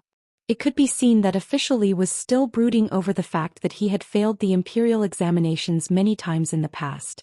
Su Fengnian walked along a secluded path lined with hollyhock trees. He saw a long sandalwood couch placed under a tree. Su Xiao was drinking green ant wine alone. Li Gongda used to kneel more than sit in front of the king of Beiliang. Now that he was the administrator, he stood to the side holding a wine jug and helping to pour wine. In other vassal states, the administrator was a first-class official with the same rank as the minister of the 6 ministries. There was no one like Li Gongda who bowed and bent his knees. Not to mention the administrator of West Chu, Sun Shiji, even the prince of Guangling Zhao Yi had personally visited him several times, but he had been refused the door. Just like Dai Yuzhen, the administrator of the 2 Huai Dao. She had openly bullied the prince of Huainan Zhao Yi until he couldn't breathe. From this, one could see the weight of the administrator's authority. As soon as Su Xiao saw Su Fengnian, he immediately wanted to give up the sandalwood couch. However, Su Fengnian ignored him and asked Yuan Zuozong to ask for 2 chairs from the steward of the mansion. He sat down with Li Gongda. The afternoon sun shone on his body, making him feel warm. After drinking a few cups of green ant wine, he knew that His Royal Highness had come back. However, he found that this young man who always called him uncle was not in a hurry to expose him. Therefore Li Gongda had to sit with him and drink with him. He talked about some interesting anecdotes of Lingzhou, jesting and flattering him. He talked about how His Royal Highness had won the hearts of the people in the capital city. Whether Su Xiao believed it or not was another matter. However, it was comfortable to listen to it and he showed a genial smile. Su Fengnian smiled and looked at it with mixed feelings. At that time Yan Qiji and Yan Dongwu's father Yan Jieshi was the provincial governor of Lingzhou. His official position was about the same as Li Gongda, the provincial governor of Fengzhou who had not been incorporated into Yuzhou at that time. Now Yan Jieshi had betrayed Beiliang and went to Tian City to be a relative of the royal family. Perhaps he would become the father-in-law of the emperor in the future. Li Gongda was not bad either. He did not become an official in the capital city but became an extreme local official. Actually, Su Fengnian was closer to Uncle Yan at that time. Uncle Li had a bad reputation. However, although both the Yan and Li families had passed the Dragon Gate, the women of the 2 families still hated this dissolute son. The female scholar Yan Dongwu had become the crown princess. Li Fujian, on the other hand, was obsessed, and became a scholar from a poor family, who said that the pavilion closest to the water would enjoy the moonlight first. Su Fengnian had been friends with Li Hanlin and Yan Qi for so many years, but he did not get any good treatment from their sister. It was not that Su Fengnian had any improper thoughts towards them. It was just that back then he was frivolous and liked to tease the young ladies of noble families. Yan Dongwu would even argue with him. Su Fengnian was even more ruthless. His harsh words and cold words were lacking, and his eyes were cold all year round. Su Fengnian lazily leaned against the back of the chair and could not help but laugh. Uncle Li was rather open-minded towards the poor scholar who did not match his family background. Not only did he not break them apart, he even secretly paved the way and raised his status. From a poor family to an aristocratic family, and then from a minor official to a high-class official, the two matters of status and class were all settled magnanimously. He just did not know if Uncle Li would take the opportunity to make a move again this time when the Lingzhou officialdom was turned upside down. Su Fengnian did not have the intention to make things difficult for the poor scholar. Although he had seen the scholar's face and shrewdness outside Toma Temple, and that fellow had been schemed against by Su Beiji and felt that Su Fengnian had entrusted Li Hanlin to the wrong person, but since Li Hanlin's sister was enjoying it, Su Fengnian could not be bothered to point fingers. If that poor scholar really had the ability to become an official, Su Fengnian would not mind giving him a slightly bigger mink hat. To the Beiliang, whether or not he was an honest official was not important, whether or not he was a capable official was the key. Furthermore, that scholar might become the second Beiliang. Who dared to say that Li Fujian must have made a mistake? If a woman was foolish, perhaps she would have foolish fortune. When Su Fengnian saw that he had drunk to his heart's content, he looked at Li Gongda in a half-drunk state and said with a smile, "Uncle Li, do you know that there is a young man called Su Beiji in Longqing County? Although Su Beiji's official position is not high, only a secretary, subordinate to Longqing Junju, Uncle Li knows that even Longqing County's governor Zhong Qingxin is extremely respectful towards Su Beiji. Because this person is extremely knowledgeable, what is even more difficult is that he can learn and use it for himself. He is familiar with governance and is not a self-proclaimed lofty bookworm." Many times, Zhong Qingxin did not hesitate to part with his love and did his best to recommend this person to Uncle Li. If your highness did not mention it, Uncle Li would have already decided that after the beginning of spring next year, Su Beiji would be promoted to the position of Lingzhou's Minister of Education, to serve as a province's Minister of Education, so that he can make the best use of his talent. The corners of Su Fengnian's mouth curled up and he nodded. He turned to look at the old man who had been smiling and did not interrupt. "Su Xiao, which official position is higher between the Counselor of Learning and Classics?" Su Xiao insisted on being a hands-off boss. He raised his cup and pointed at Li Gongda. "Don't ask the blind. Father is also a layman. You have to ask your Uncle Li," Li Gongda quickly said with a smile. "Their ranks are similar. However, the Classics is in charge of a prefectural's governance, so the salary is slightly higher than the Counselor of Learning." Li Gongda slapped his forehead and the sound was very crisp. This slap was definitely not light and he had a look of realization. Look at Uncle Li's memory. Lingzhou's Classics Yang Qianli is not young anymore. Not long ago he was complaining to Uncle Li that his physical strength was not good, and he had the idea of retiring and returning to his hometown. Coincidentally, Uncle Li feels that Su Beiji should not be a Counselor of Learning. Being a Classics is very good. Lingzhou's governance can only be managed by Su Beiji so that Uncle Li can be at ease. Su Fengnian poured a full cup of wine for Li Gongda and himself. After drinking it in one gulp he said with hazy drunk eyes, "Uncle Li, you don't know. When Su Beiji was tricked by me to come to Beiliang, I promised him that he would become a high-ranking official. However, as for how high is considered a high-ranking official, I don't know anything about it. What Counselor of Learning? I estimate that he would only be around 6th or 7th rank. Isn't that the same as being a county magistrate in a lower prefecture? Even if Su Beiji does not mind being a low-ranking official, since nephew had boasted, I am afraid that I will break my promise. Furthermore, I shamelessly begged Su Xiao to be Lingzhou's general to show off. If Su Beiji becomes a Classics administrator, we will see each other all the time, and I will be embarrassed to drink wine with him. Uncle Li, don't you think so?" Chapter 890. Liang officials, according to the law below grade 3, were not only split into main and secondary grades, but also into upper and lower grades. For example, although they were both grade 4, there were actually 4 grades. Capital officials and local officials, main officials, secondary officials and lower officials. There were many mysteries hidden within. To become an official, entering the lower grade was the first dragon gate. Regardless of whether one was a lower grade 9 official or not, the difference between the grades was like a chasm.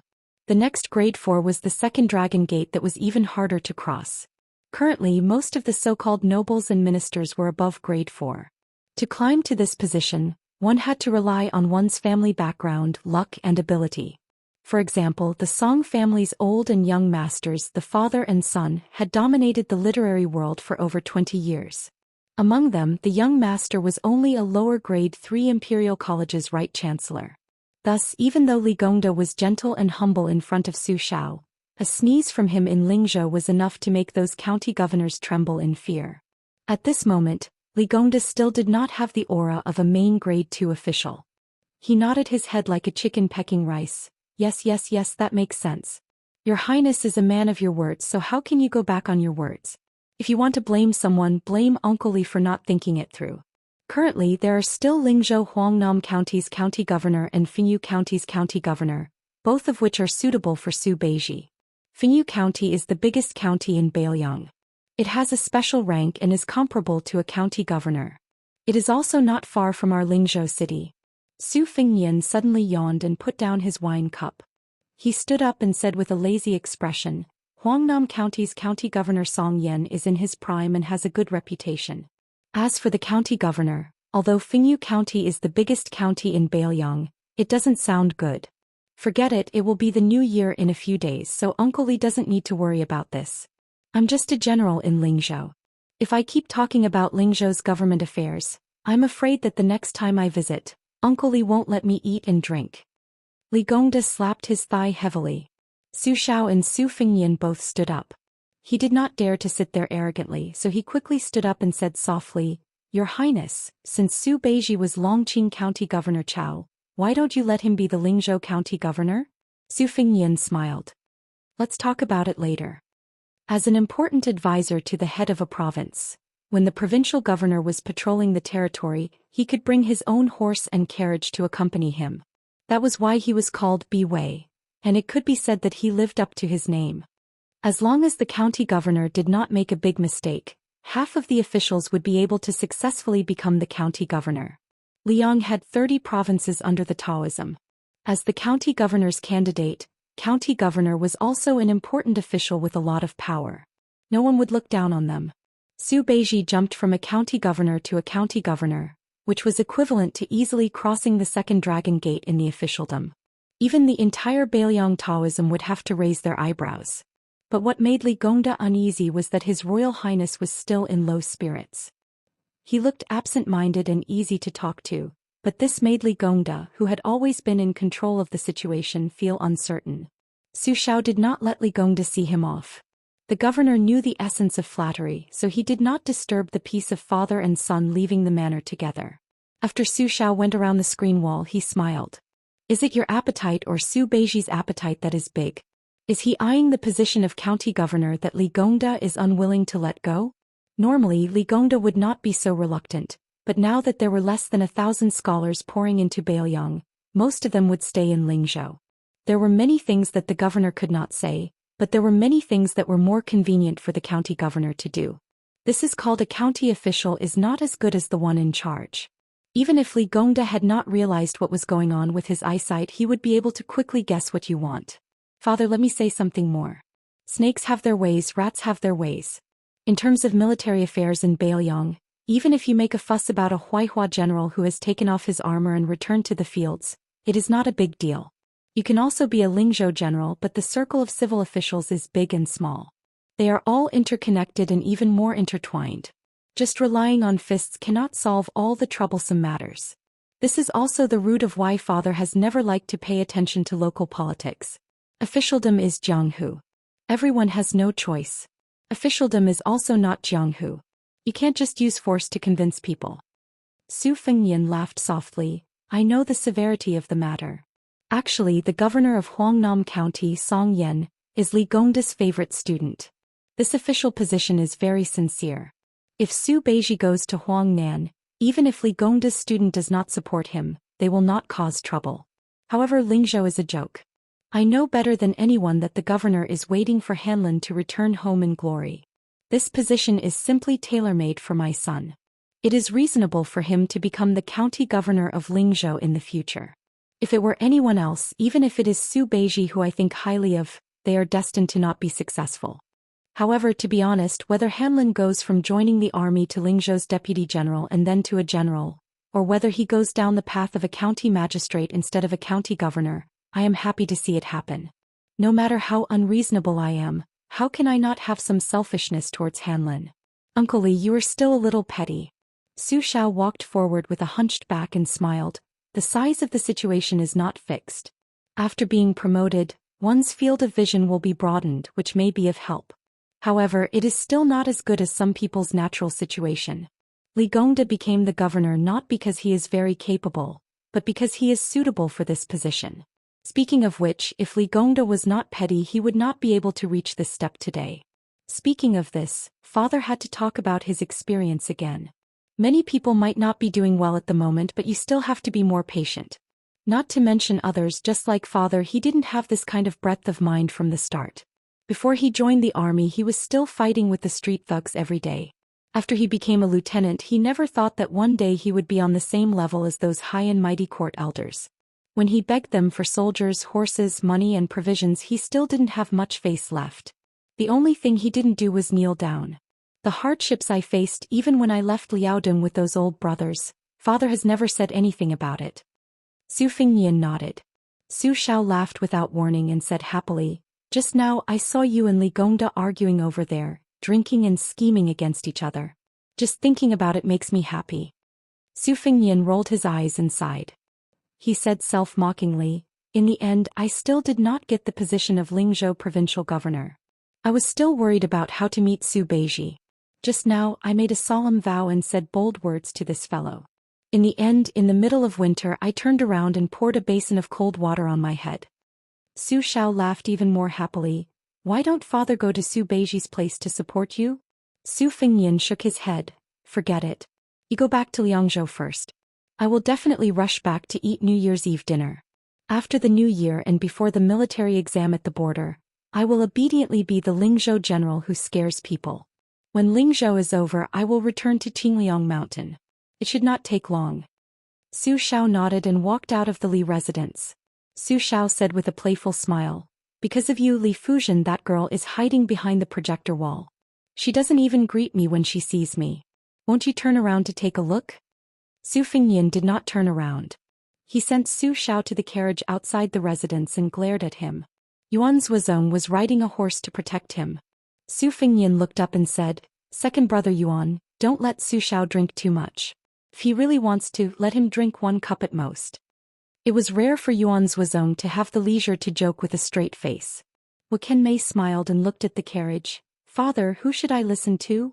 The old man in the carriage laughed. "You will listen to him in the future." Chapter 891.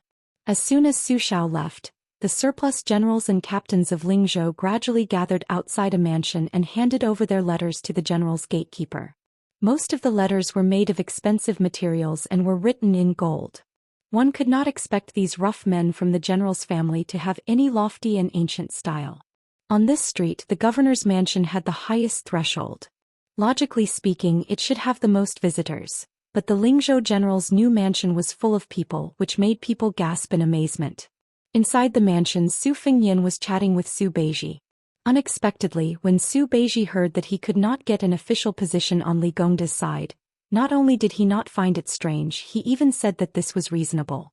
Su Fingyan could not tell whether this fellow was praising him for being slippery or mocking him for being a fox relying on the tiger's might to get things done. However, since Su Beiji was not in a rush to become an official of the provincial governor, Su Fingyan took advantage of the situation and waited for the news happily. The housekeeper of the mansion, Zheng Fulu, was an old member of the prince's mansion that had been transferred from Mount Qingliang to Lingzhou. He was middle-aged and had a dignified appearance. In the past, His Royal Highness had spent a lot of money to buy poetry and literature. The silver had all been handled by Jingfulu, so he was very reliable in his work. At this moment he jogged to the door of the study with a face full of joy and reported to the heir about the bustle outside the mansion. He held a large bag of name cards and scraped off the gold powder on them. It was probably enough for him to go to Lingzhou's Tiger Hill restaurant to eat and drink. Su Fengyan waved his hand at Jingfulu and said, "Reject all of them. Just say that I won't see a single one of them." Jingfulu bowed and made a sound of acknowledgement. He did not have any doubts and went back the way he came. He said that the Lingzhou general would not be seeing any guests today and then directly closed the gate of the mansion. He did not even let the side gate go. It was clear that there was no room for negotiation, and this made everyone give up completely. These martial artists who were tyrannical in Lingzhou were not very dejected when the gate was closed. They had originally called their friends and came in groups to join in on the fun. Who would really hope that the Lingzhou general who had only been there for a few days would give them a promotion? In the end, it was the identity of Bailiang's heir that made them have no choice but to lower themselves and drink the northwest wind this time. Furthermore, there was an unwritten rule in Bailiang's officialdom. Yuzhou was mostly Yan Wenluan's while most of Lingzhou was Zhong Hongwu's private backyard. The two sides had never interfered with each other. This group of people were mostly the old subordinates of General Huaihua. Some of the direct subordinates who were deeply indebted to General Zhong were not even willing to show their faces. For example, a few captains with real power under the deputy general all gathered around the stove to boil wine. They secretly cursed that this heir was too vicious. He had just destroyed General Zhong's face and he actually did not want to stop while he was ahead. He swaggered into Lingzhou and stepped on the old general's face that had already fallen to the ground. There were no young people who were as unparticular as him. They were all filled with righteous indignation, fighting for the old general's justice. One or two captains with bad tempers immediately slammed the table and stood up. A few of the more shrewd ones also had a dark expression as they drank wine. If they were asked to rebel against the Su family, they would not dare to even if they had 100 guts. However, after being immersed in the officialdom for the past few years, they had learned a lot of tricks. They slacked off when they encountered something and were able to do it easily. Furthermore, not only were they a group of martial artists, everyone present was also related to the civil officials of Lingzhou's officialdom by marriage. These old foxes who sat behind the official's desk were well aware of the rules and regulations. They did not even need to say anything angrily for the Lingzhou officialdom to operate properly. Most importantly, no one could find fault with it. Didn't you scholars from other places come to Lingzhou to steal rice bowls? The hatred of stealing someone's official hat was far greater than the hatred of stealing someone's love. After these military officers discussed and weighed the pros and cons, they all left with sinister smiles on their faces. Bailiang had a small number of scholars, so most of them were officials from humble backgrounds. This group of people actually did not lack intelligence, naturally keen on currying favor. If the high officials could be said to be the awe-inspiring king of hell on the stage, then this group of people were the even more difficult to deal with little ghosts guarding the door. If some of these officials had brilliant methods, they could even make the officials into mere figureheads, controlling the officialdom, making their superiors become mere decorations. When Zhang Jilu governed the imperial court, one of his policies was to target the shortcomings of the officials, directly viewing them as a disaster that harmed the country's throne.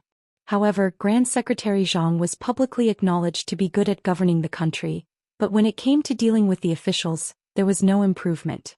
There were also many important officials in the imperial court who criticized and ridiculed him. In particular, some of the pillars of the imperial court who came from humble backgrounds even chose to watch from the sidelines. If the imperial court, where scholars made up the majority, was still in such a state, Bailiang naturally would not be able to escape this fate. As a result, Lingzhou, which was right at the end of the year, was quickly thrown into chaos. Documents gradually piled up, gangs fought in the streets, criminals killed each other in prison. The granaries of the government either caught fire for no reason or became moldy by a few inches. All kinds of trivial matters sprung up like bamboo shoots after the rain. Forget about those county and county officials who were badly battered, afraid that they would not be able to have a peaceful year. Even the administrator Li Gongda began to feel tired dealing with it. Every day there were lower-level officials who came to complain. On the contrary, Huangnam County seemed like a crane in a flock of chickens, its political affairs large and small orderly. Longqing County was the complete opposite, its situation especially miserable, leaking air from all directions. It was rumored that Governor Zhou Xian personally took care of everything, busying himself to the point where he lit a lantern every night, so worried that he already had a few strands of white hair. Lingzhou's officialdom was a mess. The front of the Lingzhou general's manor was deserted, matching the cold winter season. A carriage silently drove out of Lingzhou's capital and headed toward Huangnam County. The coachman wore a short jacket made of yellow wolf skin.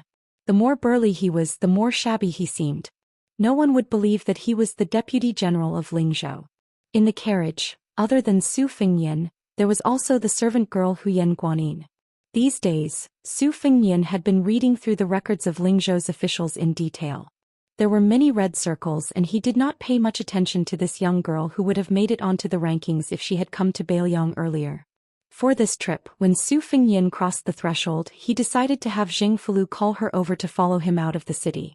He did not know if it was because she was not acclimatized to the environment, but Huyan Guanyin was not as lively as she was when she was in a difficult situation on the grasslands. Her spirit was dim and she was not as spirited as before. Su Fengyan thought that after returning to Lingzhou, if he had the chance, he would send her to a safe and quiet place. It was better than being sick and slowly destroyed in a noble residence. Some women were either held tightly in the palm of one's hand or truly treasured. Instead, it was a waste of natural resources. Originally, if Huyan Guanyin could adapt to Beiyang, Su Fengyan would not mind keeping her by his side. It did not matter if he ate her or not. Looking at her was pleasing to the eye and was good for the eyes. Su Fengyan was not idle during this trip. He had a document on the background of a few important officials in Huangnam County. These densely packed and delicate small regular script were the painstaking efforts of the second-class servant girls in Wutong'an after working through the night. Su Fengyan, who had been with them for many years, could tell at a glance which was written by the green ants and which was written by the cucumbers. Su Fengyan rubbed the space between his eyebrows and put down the stack of letters. After going through it in his mind, he lifted the curtain. The unique cold air of the cold land hit him in the face. Su Fengyan did not put down the curtain for a long time. After leaving the city, Huyan Guanyin was a little sleepy. She curled up in the corner of the carriage, unable to endure the drowsiness. She was slightly dozing off. When the wind blew, she suddenly woke up. She quietly looked at the side of his face and bit her thin lips. Her lips were bright red and glistening, making people mistakenly think that if she bit a little harder, a few drops of blood would come out. Su Fengyan saw that she was not used to the cold and quickly put down the curtain. He smiled warmly and said, "I couldn't sleep last night, so I wandered around aimlessly. I saw a pot of impatiens by the window of your room. It's clearly past the flowering period, so how could it still bloom in such a cold weather?" Chapter 892. Huyan Guanyin blinked and said softly, "When I first entered the manor, I saw a few flowers in the corners of the manor. They didn't look like they were grown in the manor, so I gathered my courage and planted one in a small pot. I didn't know it was called a balsamine flower, nor did I know it was in bloom." Su Fengyan nodded and smiled. "It's the same as the Xianxia that's causing trouble for me in Beiyang. It's not a first-class product. But don't look at it just because it looks delicate, it can grow anywhere. A poor place like Beiyang is no exception. Some women who can't afford to buy rouge and face powder like to use its flower juice to paint their nails in summer and autumn. It's very eye-catching. Although this kind of thing has been criticized as a cheap product by famous scholars in Jiangnan who worship chrysanthemums and peonies, and has been given the harsh nickname of a chrysanthemum maid, I feel that regardless of whether or not she's a chrysanthemum maid, she can be used for people to admire and paint their nails. That's already the best use of her. There are a lot of them in my house. They grow all over the ground. Other famous flowers can't even be stopped by trees. However, I've never seen them bloom in winter. Presumably, it's because no one was willing to plant them in a pot and bring them back to the house that you accidentally delayed the flowering. That's right, this balsamine flower is very sturdy. My second sister gave it a nickname, hot-tempered. Under the scorching sun, when the wind blows, or when you pinch it with your fingernails, the seeds will bounce far away. When I was young, every time I made my second sister angry, she would give me a black face and not say a word for days. I always liked to use my hot-tempered nature to flick her face. I'd rather have her scold me than ignore me." In the end, Su Fengyan saw Huyan Guanyin staring straight at him. Su Fengyan said awkwardly, "You didn't do anything wrong. How could I bear to scold you? Besides, I have a lot of things on hand right now and am very frustrated. It's not that I don't want to pay attention to you. I do know how to write the 4 characters anger and introspection, and my handwriting is not much worse than that of a famous calligrapher. It's a pity that I haven't been good at it and I often take my anger out on others. You haven't seen the scene of me getting angry with my father. When I was young and ignorant, as long as something didn't go my way, I would vent my anger on him. I could even take a broom and chase him for thousands of miles. But now that I think about it, even though I was childish, I didn't feel too guilty. Who asked him to be my father, the person closest to me? Right? Besides, at that time his legs were very nimble and he ran very fast. Everyone else respectfully called him the king of Bailiang and the great general, but I called him the runaway general." Huyen Guanyin looked at him and grinned. That smile was as innocent as a child's. Huyen Guanyin lowered her eyes, not meeting his gaze. Su Fengyan saw her cowering timidly and mocked himself. Did he look like a criminal with the word, pervert, engraved on his forehead? He remembered that her entire tribe on the grasslands treated him like an immortal. How could he reveal his true colors so quickly? Su Fengyan collected his thoughts and lowered his head to continue picking up the letter on his knees. He quickly focused and gave Administrator Li a few days of time. It was probably because of the sudden wind and rain in Lingzhou's officialdom that Uncle Li was busy with government affairs and temporarily had no time to care about Su Beiji's promotion. Even though it was not to his liking, Su Fengyan was still willing to endure it. Back then the Yan family had chosen a small path to escape Lingzhou. If he had not hinted to Su Xiao, Yan Jieshi might not have been able to leave Bailiang so smoothly. Su Fengyan warned himself not to be so soft-hearted in the future. Huangnam County was where Li Gongda had made his fortune. Even though Li Gongda's reputation as an official was not good, his ability to judge people was not small. It was natural for him to appoint people by favoritism. However, a few of his disciples were considered capable officials in Bailiang's officialdom. If it were not for these people helping Li Gongda gain face, Su Xiao would not have been so generous as to let Li Gongda become the administrator under one person just based on the relationship between the Li and Su families. The governor of Huangnam County, Song Yan, was one of the best. He did not have a prominent teacher and was self-taught. He was skilled in both magic and power. If it were not for the fact that he had many objections towards Su Xiao and could not help Li Gongda's other lackeys, he would not have stopped at being the governor of a county. This time the reason why Li Gongda was so concerned and anxious was because Huangnam County was not normal. Normally this would be a bright political achievement. However, with the new Lingzhou general in a quagmire, wouldn't Huangnam County become a dazzling bird out of the forest? His Royal Highness was not moving forward in the quagmire. What was going on with him? Song Yan, who was high up on a branch. Even if he did not make a sound, it would make people feel that he was being noisy. Li Gongda's heart ached for the Lingzhou provincial governor. He just had to act dumb. It was not a crime. He was just afraid that because of Huangnam County he would be hated by his Royal Highness, who had walked in front of Bailiang for the first time. Su Fengyan let out a breath and narrowed his eyes in deep thought.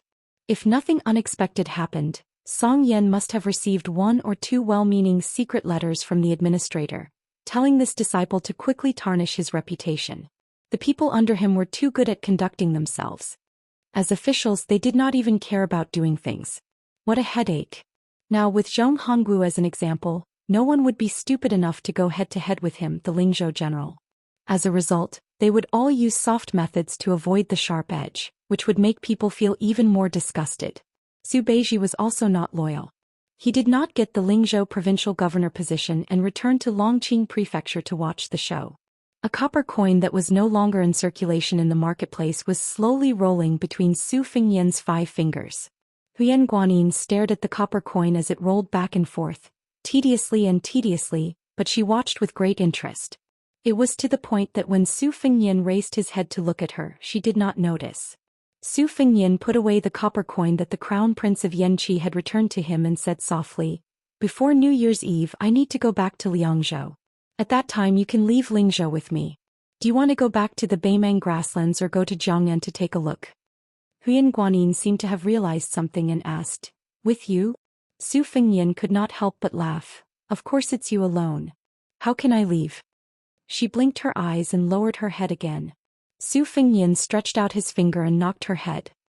He laughed angrily. The entire officialdom in Lingzhou is working together to play dirty with me.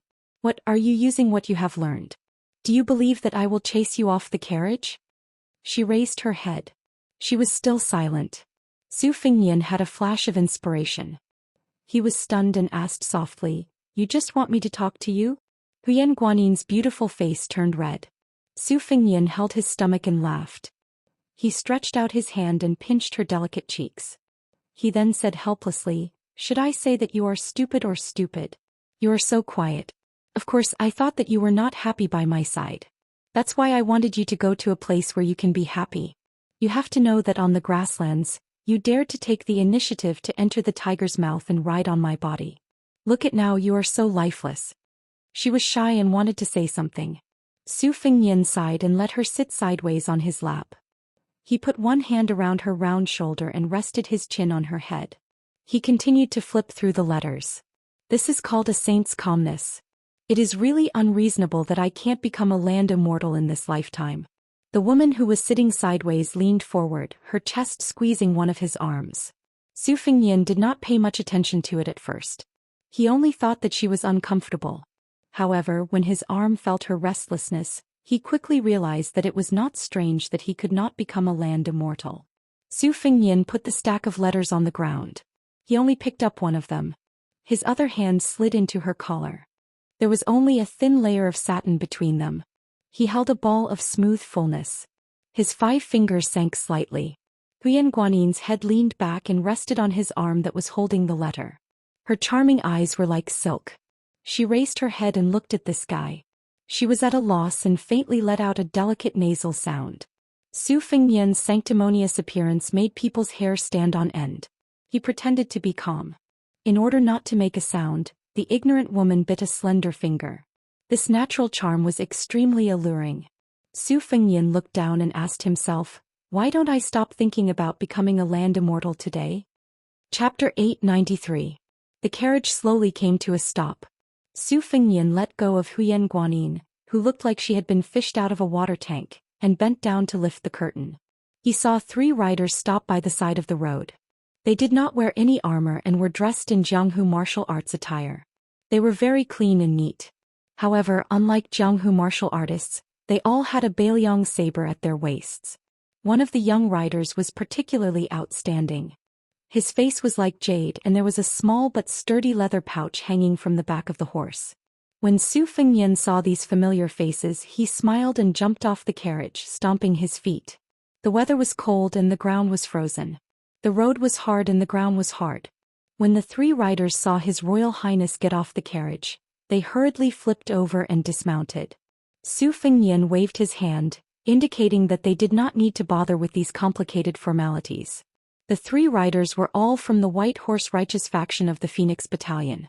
In Bailiang they had vaguely become a small group of people with the most upright roots. Moreover, among the 3 Hong Xuan had made a whole new level of respect during the battle at Iron Gate Pass. Wielding 2 sabers, he had killed 6 Imperial Guards and a Golden Saber Imperial bodyguard.